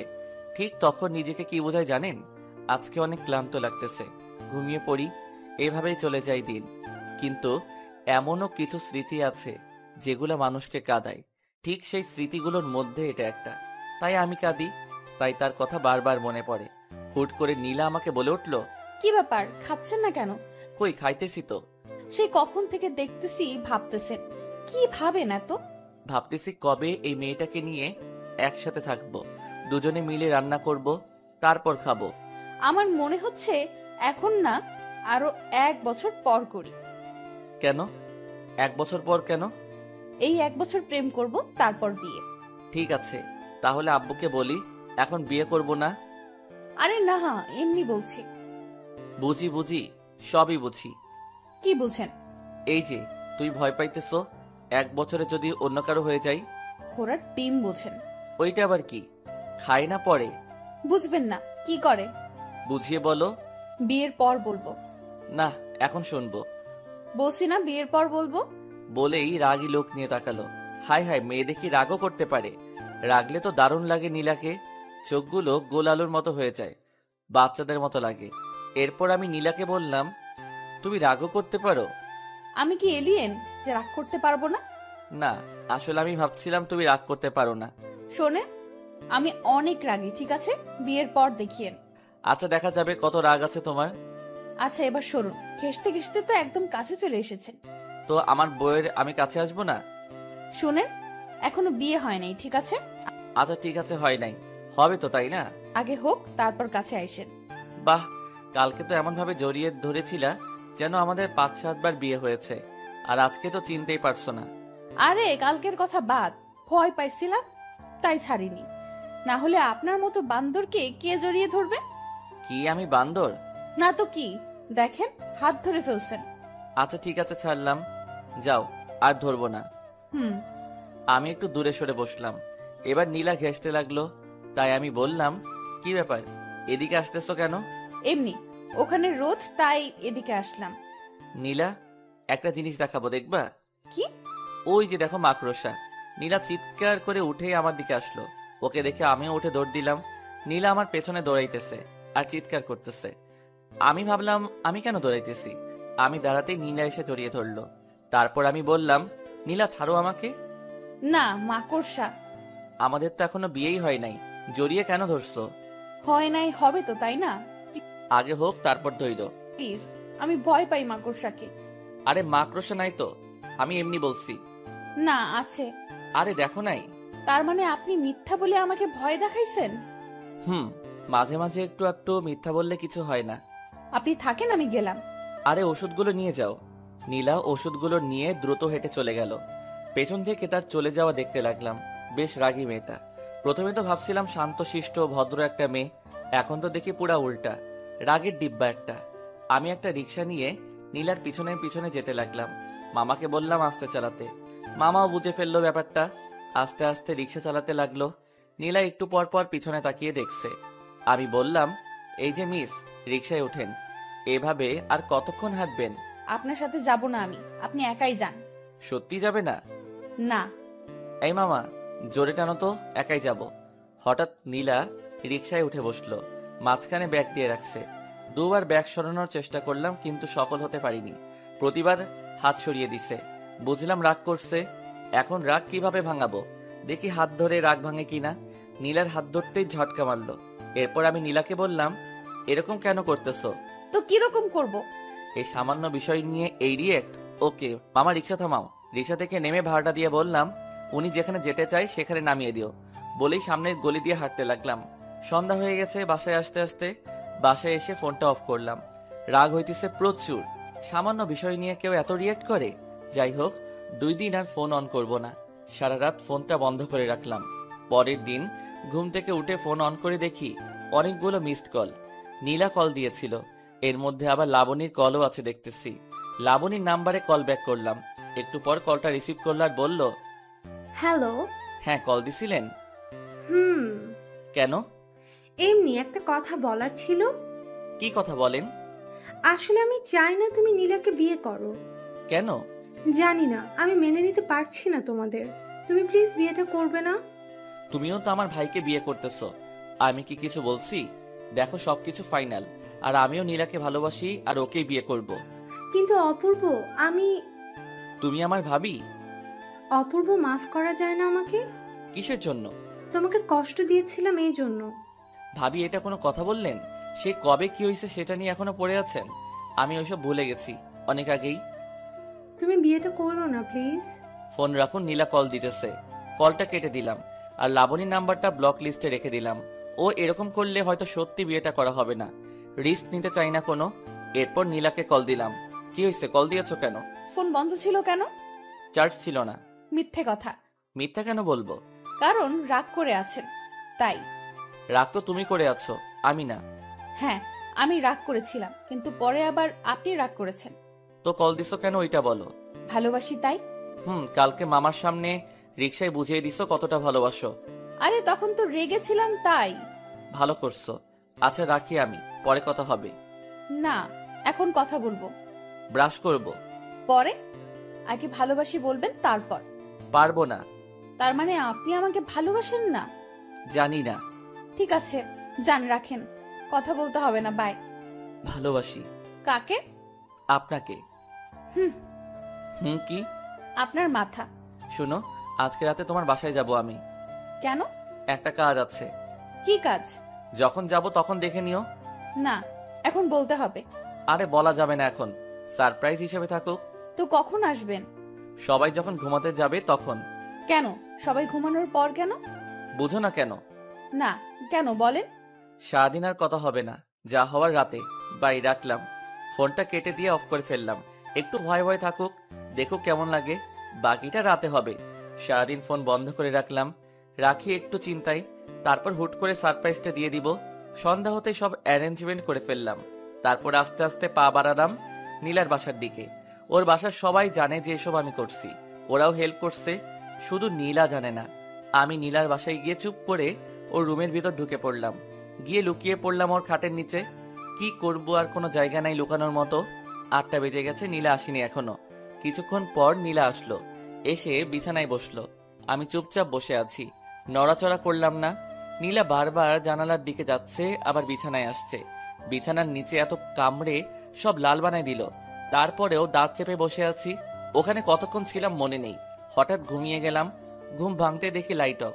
ফোনের দিকে তাকিয়ে দেখি 11টা 49 বাজে। আর নীলার কল আসছিল অনেকগুলো। ভাগ্যিস ফোনটা সাইলেন্ট করা ছিল, নইলে ধরা খেয়ে যেতাম। আস্তে আস্তে খাটের নিচ থেকে বের হয়ে আসলাম। ডিম লাইটের আলোয় মেয়েটা ঘুমাচ্ছে। আমি লাইটটা অফ করে দিলাম। তারপর জানালার পর্দাটা সরিয়ে দিতেই চাঁদের আলো এসে পড়ল নীলার মুখের উপর। কেমন যেন নীল সাদা একটা আবরণ। অদ্ভুত সুন্দর লাগছে নীলাকে। আমি ওর পাশে বসে এমন মায়াভরা একটা মুখ দেখতে পারবো ভাবিনি কখনো। আমার জন্য এটা উপরই পাওয়া। ফোনের দিকে আবার তাকালাম, দেখে 11টা 56 বাজে। না, আর দেরি করা উচিত হবে না। নীলা গভীর ঘুমে আছে। আরো একটু সতর্কতার জন্য আরেকটু চেক করে নিলাম। না, সত্যিই ঘুমিয়ে গেছে। নীলাকে কোলে তুলে নিলাম। আস্তে আস্তে মেয়েটা নড়ে উঠল। এত কম ওজন হবে ভাবিনি। খুব সহজেই কোলে তুলে ফেললাম। ভালো হয়েছে, বিয়ের পর যখন কোলে নিব তখন আর প্রবলেম হবে না। নীলাকে নিয়ে ছাদে উঠলাম। লাবণী ছাড়া সবাই ছাদে আছে। নীলাকে নিয়ে এই অবস্থায় গিয়ে বেশ লজ্জার মধ্যে পড়ে গেলাম। আমি ভাবছিলাম এখনো কেউ আসেনি, কিন্তু এখানে তো সবাই আছে। দূর, কি যে করি না আমি। এরপর আমি বললাম, আসলে ও ঘুমিয়ে আছে তো তাই। ঠিক আছে, সমস্যা নেই। ওর রাত 12টা 1 বাজতেই সবাই চিৎকার দিয়ে বলে উঠল, হ্যাপি বার্থডে প্রিন্সেস নীলা। মেয়েটা ভয় পেয়ে আমাকে জড়িয়ে ধরে আছে। আমি কি করব বুঝতে পারছি না। অবস্থা স্বাভাবিক হতেই নীলা আমাকে ছেড়ে দিল। তারপর কেক কাটলো। এরপর আমি বললাম, ভাবিকে দেখছি না যে। মাথা ব্যথা করতেছে, তাই ঘুমিয়ে গেছে। ওকে আর ডাকিনি। ও, কিছুক্ষণ পর সবাই চলে গেল, শুধু আমি আর নীলা আছি। নীলা দৌড়ে এসে আমাকে জড়িয়ে ধরলো, তারপর মারতে লাগলো আমাকে। নীলার এমন কাণ্ড দেখে আমি বললাম, এ কি, মারছো কেন? তো কি করব, আপনি অনেক পচা। কেন, আমি আবার কি করলাম? জানেন কতটা টেনশনে ছিলাম। আর আব্বুর সামনে এসব কি? কোন সব? ওই যে কোলে করে আনলেন কেন? তুমি কিভাবে জানলে? ওয়েট, তুমি কি জেগেছিলে? জেগেছিলাম। যখন কোলে তুললেন তখন ঘুম ভেঙে গেছিল। তার মানে তুমিও খেলছো? তো আপনি এত সব করলেন, আমি কি শুধু চুপ করে শুয়ে থাকতে পারবো না?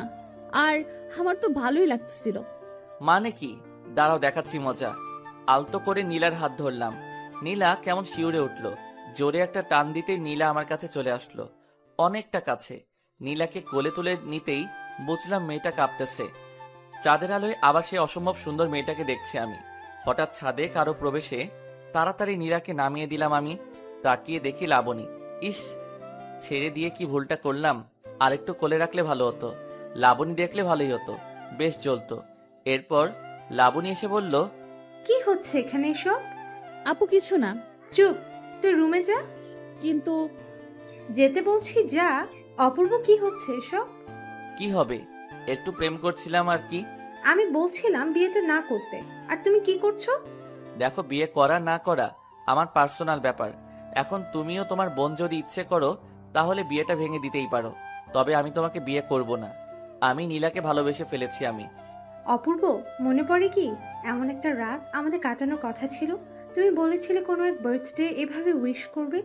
ভুলে গিয়েছো সবকিছু? ভুলিনি বলেই আমার ইচ্ছাটা পূরণ করে নিলাম, শুধু মানুষটা ভিন্ন। আর এসব কথা ব্রেকআপের সময় মনে ছিল না? ব্রেকআপের পর তো একদিনও জিজ্ঞেস করনি কেমন আছি আমি। তখন তো একবারও এসব কথা মনে হয় নাই। তাহলে এখন কেন? তখন অগোছালো ছিলাম তাই? লাবণী চুপ করে দাঁড়িয়ে আছে। বুঝলাম কাঁদতেছে মেয়েটা। আমিও কিছু বলবো না, আর যা সত্যি সেটাই বলেছি। কেঁদে কি লাভ? বুঝতে পারলাম না তারও তো বিয়ে হচ্ছে। আমার জ্বলে না, তাহলে তার কেন জ্বলে? বুঝি না এমন কেন মেয়েরা। লাবণীর ওপর আমার খুব রাগ আর বিরক্ত লাগতেছে, তাই ছাদের কোণে গিয়ে একটা সিগারেট ধরালাম। লাবণীর এতেও জ্বলে, প্রশ্ন করে উঠল, সিগারেট কেন খাচ্ছ? এমনি। এর কারণও কি তোমাকে বলতে হবে নাকি? না, এমনি জিজ্ঞেস করলাম। দেখো লাবণী, একটা কথা বলি, আমিও বিয়ে করতেছি আর তুমিও করতেছো, তাহলে সমস্যাটা কোথায়? কই আমার তো সমস্যা হচ্ছে না। জানি না, কিন্তু তুমি অন্য কারো হয়ে যাচ্ছ, এটা আমি মেনে নিতে পারছি না। তুমি তো বারবার অন্য কারো হয়ে গেছো, আমি কি বলেছি কিছু? অপূর্ব, পুরনো কথা কেন টানছো? কারণ তুমি মনে করিয়ে দিচ্ছ তাই। তোমার প্রত্যেকটা কথা বিষের মতো লাগে আমার। যাই বলো, সেই পুরনো কথাই মনে পড়ে যায়। তুমি প্লিজ আর আমাকে কিছু বলো না। তুমিও বিয়ে করো, আমিও করি। পুরনো সব শেষ এখানেই। আগে যা হয়েছে সব ভুলে যাও, নতুন করে শুরু করো। অপূর্ব, তুমি এসব কি বলছো? যা সত্যি তাই বলছি। আমি আসি এখন। আমি ছাদ থেকে নেমে আসতেই লাবণী কেঁদে উঠল। নিজের ভুলের জন্যই হারিয়ে ফেলছে আজ আমাকে। আজ তার চোখের সামনে অন্য মেয়ের সাথে প্রেম করে বেড়াচ্ছি, আর বিয়েটাও তাকেই করব। সবচেয়ে বড় কথা হলো মেয়েটা তারই বোন। মেনে নিতে কষ্ট তো হবেই, আমিও এটাই চাই। আর জ্বলুক, জ্বলতে জ্বলতে পুড়ে যাক তার হৃদয়, যেমনটা আমার পুড়েছে। নিচে নামতেই নীলা আমার হাত ধরে ফেললো আর বলল, আপু কি বললো? বলল যে রোমান্স একটু কম করতে। ছি, কি বলেন এসব? সত্যি ভাবি, আমার বেশ ভালো। যান এবার গিয়ে শুয়ে পড়ুন। কোথায় শুভ? তোমার রুমে? না, সামনের রুমে। আজকে তোমার সাথে থাকবো। বিয়ের পর থাকেন, এখন যান। নীলা কিছুটা ধাক্কা দিয়ে রুমে পাঠিয়ে দিল আমাকে। দরজা বন্ধ করার আগে বললাম, নীলা একটা পাপ্পি দিয়ে যাও। হবে না। একটা দিবা শুধু? আমি পারবো না। তাহলে আমি করব। না, করতেছি। নীলা আমার ঠোঁটের উপর হাত রেখে একটা কিস করে দৌড়ে পালালো। কি দুষ্টু মেয়ে রে বাবা, একটা কিস করতে বলছি আর কি কিস করলো। এসব বুদ্ধি হুট করে কিভাবে আসে বুঝি না। মেয়েটার সাথে যতই সময় কাটাচ্ছি ততই তার মায়ায় জড়িয়ে যাচ্ছি, তার কাজগুলো মনে রাখার মতোই। আমিও বা কম কিসে, একসাথে দুইটা মেয়েকে হ্যান্ডেল করতে হচ্ছে। লাবণীর কথা উঠে আসতেই বুকের ভিতর চিনচিনে ব্যথা করলো। মনে পড়ে গেল সেই স্মৃতিগুলো, যেগুলো নীলার সাথে কখনো হবে না। এমন কিছু জিনিস আছে যেটা নীলা কখনো করতে পারবে না। প্রত্যেকটা মানুষের আলাদা আলাদা বিশেষত্ব থাকে, যেটা অন্য মানুষের মাঝে থাকে না। তেমনি লাবণীর অনেক জিনিস ছিল যা নীলার মধ্যে নেই। এত কিছু না ভেবে ঘুমিয়ে পড়লাম। ভোর হতেই বাসা থেকে বের হয়ে আসলাম। বিয়ের আগে শ্বশুর বাড়িতে থাকার কথা মানুষ শুনলে খারাপ বলবে, তাই সকাল 8টা বাজতেই নীলা কল দিল। কই আপনি এখন? বাসায়। কেন? চলে গেলেন কেন? আরে বিয়ের আগে শ্বশুর বাড়ি থাকলে মানুষ কি ভাববে, তাই চলে আসলাম। আমি খিচুড়ি রান্না করতে চাইছিলাম আপনার জন্য, আর আপনি চলে আসলেন। এক কাজ করো, তুমি রান্না করে নিয়ে আসো। আজকে তো বের হতেই হবে, শপিং করতে হবে না? আর 2 দিন পর বিয়ে। আচ্ছা ঠিক আছে। মেয়ে মানুষ এত সহজে কান্না করে কিভাবে? এই জন্যই হয়তো ছলনা করতে পারে। চোখের জল তাদের অস্ত্র। খুব সহজে বিশ্বাস করানোর জন্য এই চোখের পানি যথেষ্ট, আর কিছু লাগে না। যাই হোক, অবশেষে ফ্রেশ হয়ে খাওয়া দাওয়া করলাম। বাড়িতে প্রচুর ব্যস্ততা। বাড়ি সাজানো হচ্ছে, ডেকোরেশনের লোক এসেছে আজকে। হই হুল্লোর, চিৎকার চেঁচামেচিতে পুরো বাড়ি মাথায় উঠেছে। খাওয়া দাওয়া শেষ করে গাড়ি নিয়ে বের হয়ে পড়লাম আমি আর ভাইয়া। সব শপিং আজকে শেষ করতে হবে, এরপর আর সময় কই। দুজনে বের হয়ে পড়লাম। বাসার সামনে থেকে লাবণী আর নীলাকে নিয়ে নিলাম। সামনে ভাইয়া আর ভাবি, পিছনে আমি আর নীলা। নীলা খিচুড়ি নিয়ে আসছে। নীলা খিচুড়ির টিফিন বের করতেই মাথায় দুষ্ট বুদ্ধি চাপলো। এই সুযোগে লাবণীকে আর একটু জ্বালানো যাক। নীলাকে বললাম খাইয়ে দিতে। ভাইয়া গাড়ি চালানোতে ব্যস্ত, আর ওদিকে লাবণী লুকিং গ্লাসে আমাদেরকে দেখতেছে। নীলা খাইয়ে দিতেই ওর হাতে আলতো করে কামড় দিলাম। নীলা একটু হাসলো, তারপর আবার খাইয়ে দিতে লাগলো। আমি আবারও কামড় দিলাম। নীলা লজ্জা পাচ্ছে, আর আমি মজা নিতেছি। অন্যদিকে লাবণী রাগে ফুলছে। রাগলে লাবণীকে অনেক ভালো লাগে, তবে আমার হাসি পায় এখন। লাবণীও তো পারে ভাইয়ার জন্য কিছু রান্না করে আনতে। আমি খাওয়া শেষ করে নীলার আঙ্গুল চুষতে লাগলাম।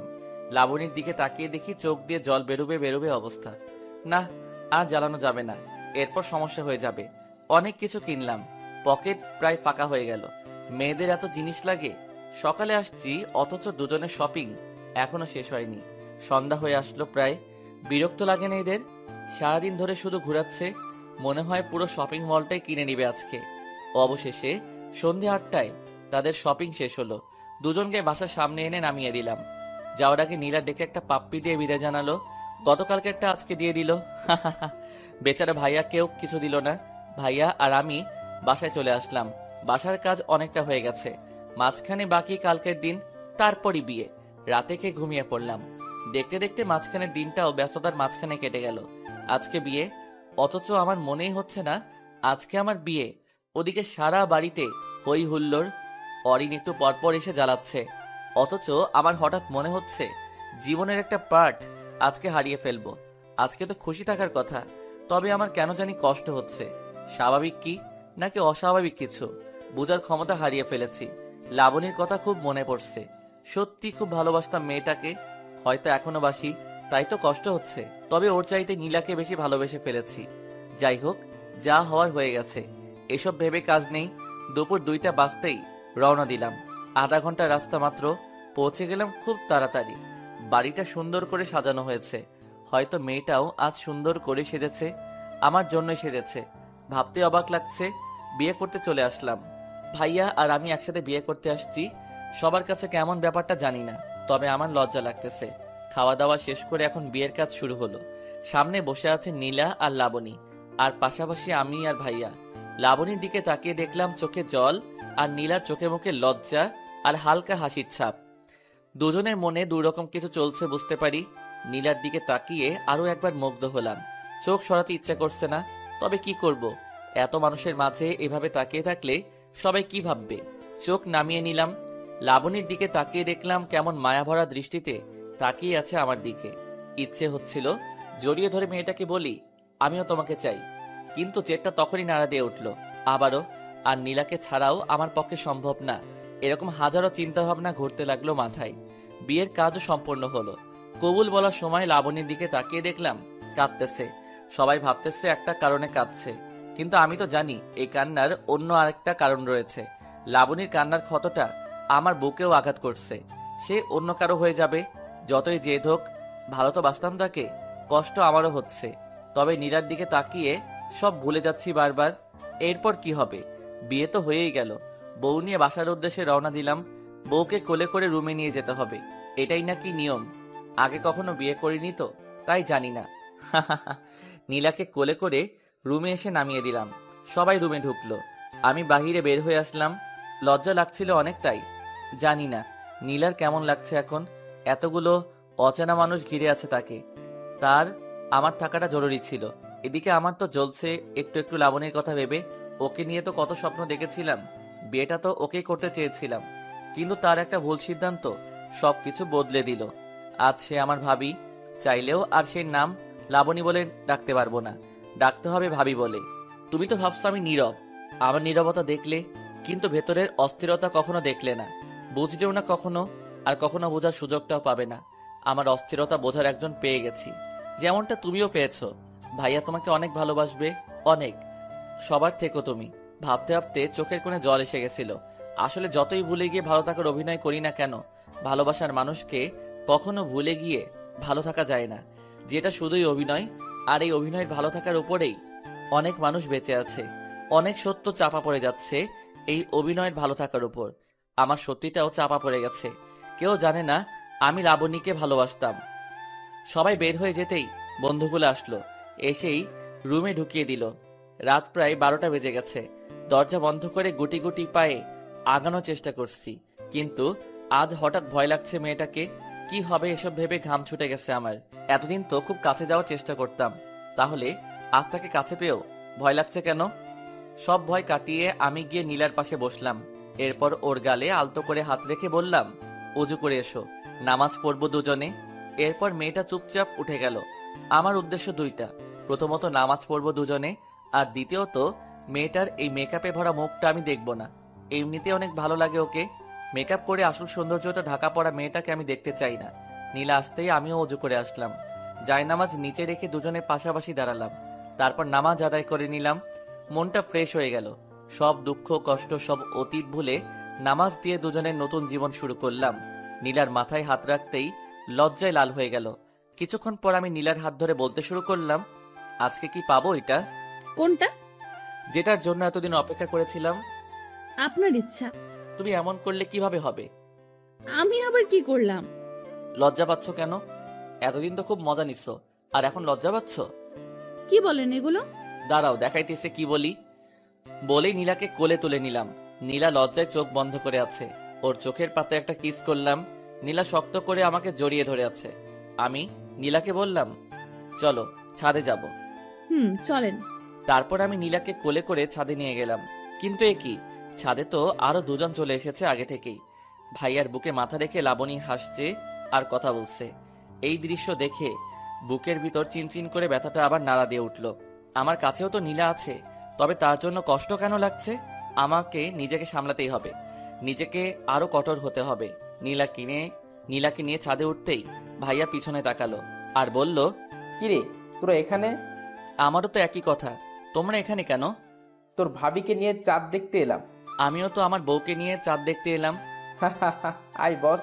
না, আমি ওদিকে যাই, তুমি প্রেম করো। আমাদের দুজনের কথা শুনে লাবণী পিছনে তাকালো। নীলা আমার কোলে আর লাবণী তাকিয়ে আছে আমার মুখের দিকে। এরপর নীলাকে নিয়ে ছাদের ওপাশে চলে গেলাম। নীলাকে কোল থেকে নামিয়ে দিয়ে ওর কানে কানে বললাম, আমাদের ছাদে বাসর করার প্ল্যানটা নষ্ট হয়ে গেল। তো রুমে চলুন, এখানে ভাইয়া আর আপু আছে, তাদের সামনে প্রেম করা যাবে না।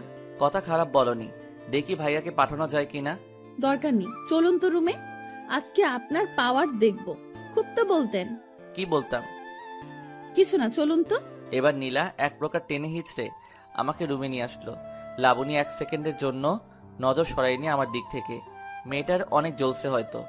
তারপর রুমে এসে আমি নীলাকে বললাম, নীলা একটা কথা বলবো। বলো, কি বলবে? নীলা তুমি দাও কিছু, আমি দিব কিছু, তাহলে জন্ম নিবে ছোট্ট একটা শিশু। যা দুষ্টু কোথাকার, মুখে যা আসছে তাই বলছে, লজ্জা করে না আপনার? এরপর আমি রুমের দরজা বন্ধ করে দিলাম। নীলা চুলগুলো ছেড়ে দিল। আমার পছন্দের জিনিস তার এলোমেলো চুলগুলো। আর লোভ সামলাতে পারলাম না, চুলে নিজেকে ডুবিয়ে দিলাম। মাতাল করা গন্ধে পাগল হয়ে গেলাম। নেশার ঘরে আছি আমি। নীলার ঘাড়ে কিস করতেই নীলা আমার পিঠে খামচে ধরলো। নীলাকে ধাক্কা দিয়ে বিছানায় ফেলে দিলাম। তারপর তার কাছে গেলাম।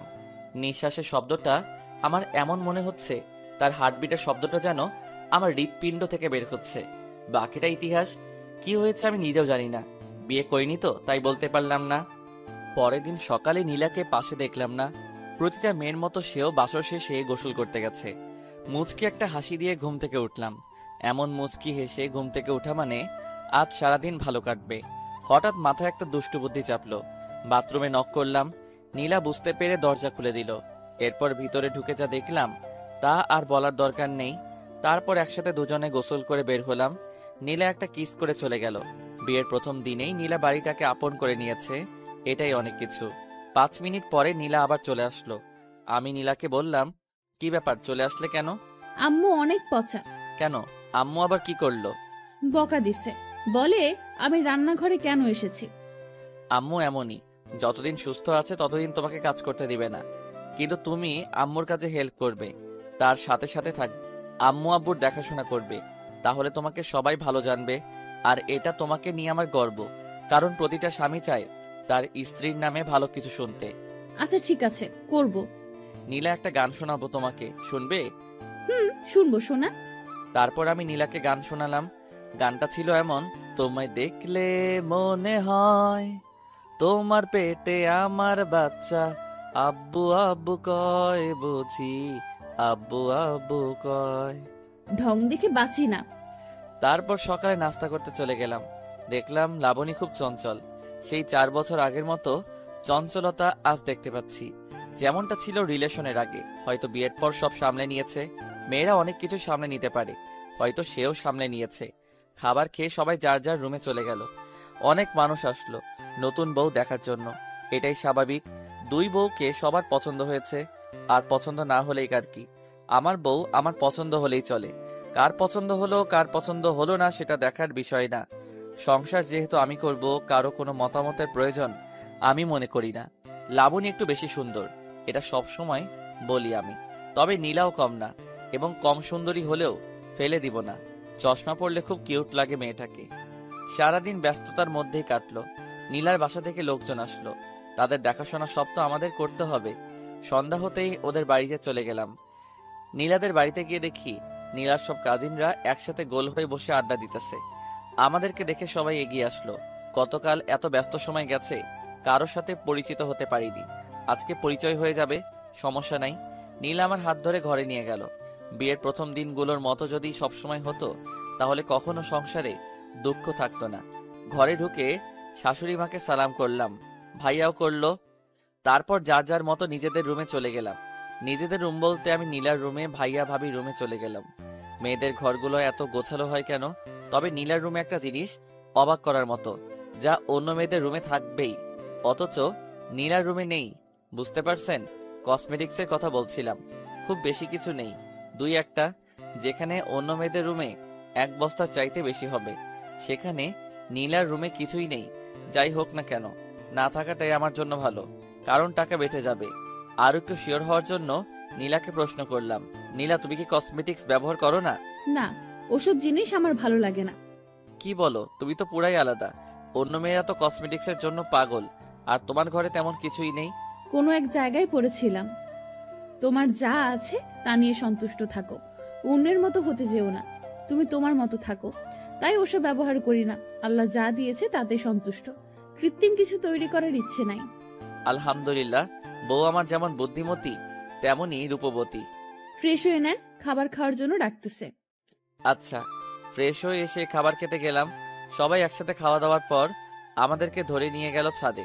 সব কলেজে পড়ুয়া ছেলে মেয়ে, কয়েকটা স্কুলে পড়ে, সবার সাথে পরিচিত হলাম। তারপর শুরু হলো খেলা। তারা ডেয়ার দিবে, আর সেটা আমরা করতে হবে। কি একটা ঝামেলায় পড়লাম বলুন তো। এখন যদি ডেয়ার দেয় ছাদ থেকে লাফ দিতে হবে, তাহলে কি হবে? সবে মাত্র একদিন হলো বিয়ে করলাম, কিন্তু তেমন কোনো ডেয়ার পেলাম না। বরং লাবণীকে জ্বালানোর মতো একটা ডেয়ার পেলাম। আমার ডেয়ারটা হলো নিজের বউকে লিপ কিস করা। শুনেই মনটা আনন্দে ভরে উঠল। আমি আর কি করব, নীলাকে কিস করার জন্য রেডি হলাম। যদিও সবার সামনে লজ্জা লাগতেছে, তবুও লাবণীকে জ্বালানো যাবে, সেটা ভেবেই নীলার ঠোঁটের কাছে চলে গেলাম। আলতো করে একটা চুমু খেলাম। নীলা লজ্জা পেয়ে চলে গেল, আমিও উঠে আসলাম। লাবণী যে তাকিয়েছিল, সেটা বেশ ভালো করে লক্ষ্য করছি আমি। মেয়েটাকে জ্বালাতে এত ভালো লাগে কেন কে জানে। যাই হোক, রুমে এসে দেখলাম নীলা বিছানায় শুয়ে আছে। আমি কাছে গিয়ে বললাম, কি হলো, চলে আসলে কেন? তাহলে কি করব? সবাই অপেক্ষা করছে যে। আমি যাব না আর। ছি ছি, লজ্জা লাগছে আমার। লজ্জা কেন লাগছে? আপনি তখন কি করলেন? কি করছি? জানেন না কি করছেন? না তো, কি করছি? দাঁড়ান দেখাচ্ছি। এবার নীলা আমাকে কিস করে বলল, এটা কি করছেন? যান এখন ওদের কাছে। যাব না। তো কি করবেন? বউয়ের সাথে থাকবো, আর কি করব? খুব আসছে বউয়ের সাথে থাকবে। বউ নেই আপনার, আপনি সিঙ্গেল, ঠিক আছে? বিবাহিত সিঙ্গেল। হঠাৎ ফোনটা বেজে উঠতেই দেখি লাবণী কল করেছে। আমি কেটে দিলাম। আবারও কল করেছে, আমি কেটে দিয়েছি। পরের বার ধরলাম, হ্যালো। এখনই ছাদে আসো, তোমার সাথে কথা আছে আমার। কেন, কি কথা? আসো বলতেছি। নীলা, আমি ছাদ থেকে আসতেছি, তুমি থাকো। আচ্ছা। লাবণীর আবার আমার সাথে কি কথা থাকতে পারে? দেখি ছাদে গিয়ে কি বলে। মেয়েটা ভালোই জ্বলতেছে। হায় রে এক্স, তোরে জ্বালাইতে জ্বালাইতে আমার জীবনটা শেষ। ছাদে গিয়ে দেখি সবাই চলে গেছে। লাবণী ছাদের এক কোণে দাঁড়িয়ে আছে। আমি বেশ অবাক হলাম, এত তাড়াতাড়ি সবাই চলে গেল কেন? নাকি তাড়িয়ে দেওয়া হয়েছে? কে জানে কি হয়েছে। তবে যাই হোক না কেন, এসব লাবণী করেছে, এটা শিওর। আমি লাবণীর পিছনে গিয়ে দাঁড়ালাম। তারপর বললাম, ভাবি ডেকেছেন? অপূর্ব, আমি তোমার ভাবি না? একদিন হয়েছে বিয়ে হয়েছে, আজকে এসব কি বলেন? দেখো অপূর্ব, ফাইজলামি বাদ দাও, একটু সিরিয়াস হও। ঠিক আছে, বলেন কি বলবেন। আমাকে নিয়ে পালাতে পারবে? আমি লাবণীর এই কথা শুনে বেশ অবাক হলাম। বিয়ের পর সে কেন আমার সাথে পালাতে যাচ্ছে? তার বর আছে, আর সে বিয়ের 10 দিন আগে আমাকে বুঝিয়ে বললে হয়তো আমি বুঝতাম, কিন্তু বিয়ের পর কেন সে এই কথাটা বলল, এটা আমি মেনে নিতে পারছি না। এসব কখনো সম্ভব না। আমি নীলাকে ভালোবেসে ফেলেছি, তাকে আমি আমার হৃদয়ে জায়গা দিয়ে দিয়েছি। আমি লাবণীকে নিয়ে পালিয়ে গেলাম। তাছাড়া ভাইয়ার কি হবে পরে? পরিবারের সবার কাছে আমাকে ছোট হতে হবে, এটা কখনো সম্ভব নয়। কি হলো, চুপ করে আছো কেন? আমার কথার উত্তর দাও। দেখো লাবণী, তুমি যা বলছো তা ঠিক নয়। কারণ তুমি বিয়ের 10 দিন আগে বললেও আমি তোমাকে নিয়ে পালিয়ে যেতাম, কিন্তু এখন আর সম্ভব না। একটা জিনিস চিন্তা করো, আমার ভাইয়া তোমার স্বামী, তোমার বোন আমার স্ত্রী। তাহলে কিভাবে আমি তোমাকে নিয়ে পালিয়ে যাব বলো? এটা আমি পারবো না। শুধু এটুকু বলবো, তুমি ভালো থেকো। অপূর্ব, তুমি আমাকে ভালো থাকতে দিচ্ছ? যখনই তোমাকে ভুলে থাকতে চাই, তখনই আমার সামনে চলে আসো। তাহলে কিভাবে ভালো থাকবো আমি? নীলার সাথে এমন কিছু করো যা আমাকে আমার অতীত মনে করিয়ে দেয়। খুব কষ্ট হয়, তুমি বুঝো না? তো এখন কি করতে হবে বলো? কি করলে তুমি ভাইয়াকে নিয়ে সুখে থাকতে পারবে বলো? পালাতে তো পারবো না, তাই না? কখনো সম্ভব না। তাহলে তুমি এই শহর ছেড়ে নীলাকে নিয়ে ঢাকা চলে যাও। যেখানে তুমি থাকো সেখানে নিয়ে যাও নীলাকে। কিন্তু আমি নীলাকে নিয়ে গেলে আব্বু আম্মুর দেখাশোনা করবে কে? আমি করব। তুমি জানো আমি কেমন নেই, কখনো কষ্ট পেতে দিব না আব্বু আম্মুকে। ঠিক আছে, ভালো থেকো। তুমি যা চাইবে তাই হবে। আর মাফ করে দিও এতদিন জ্বালানোর জন্য। আমাকেও তুমি মাফ করে দিও। সেদিন যদি ব্রেকআপ না করতাম তাহলে আজ এখানে দাঁড়াতে হতো না। নিজের মনকে অনেকবার প্রশ্ন করলাম সেদিন এমন কেন করলাম, কিন্তু কোনো উত্তর পাইনি। হইছে, বাদ দাও এসব। আমি যাচ্ছি। এই বলে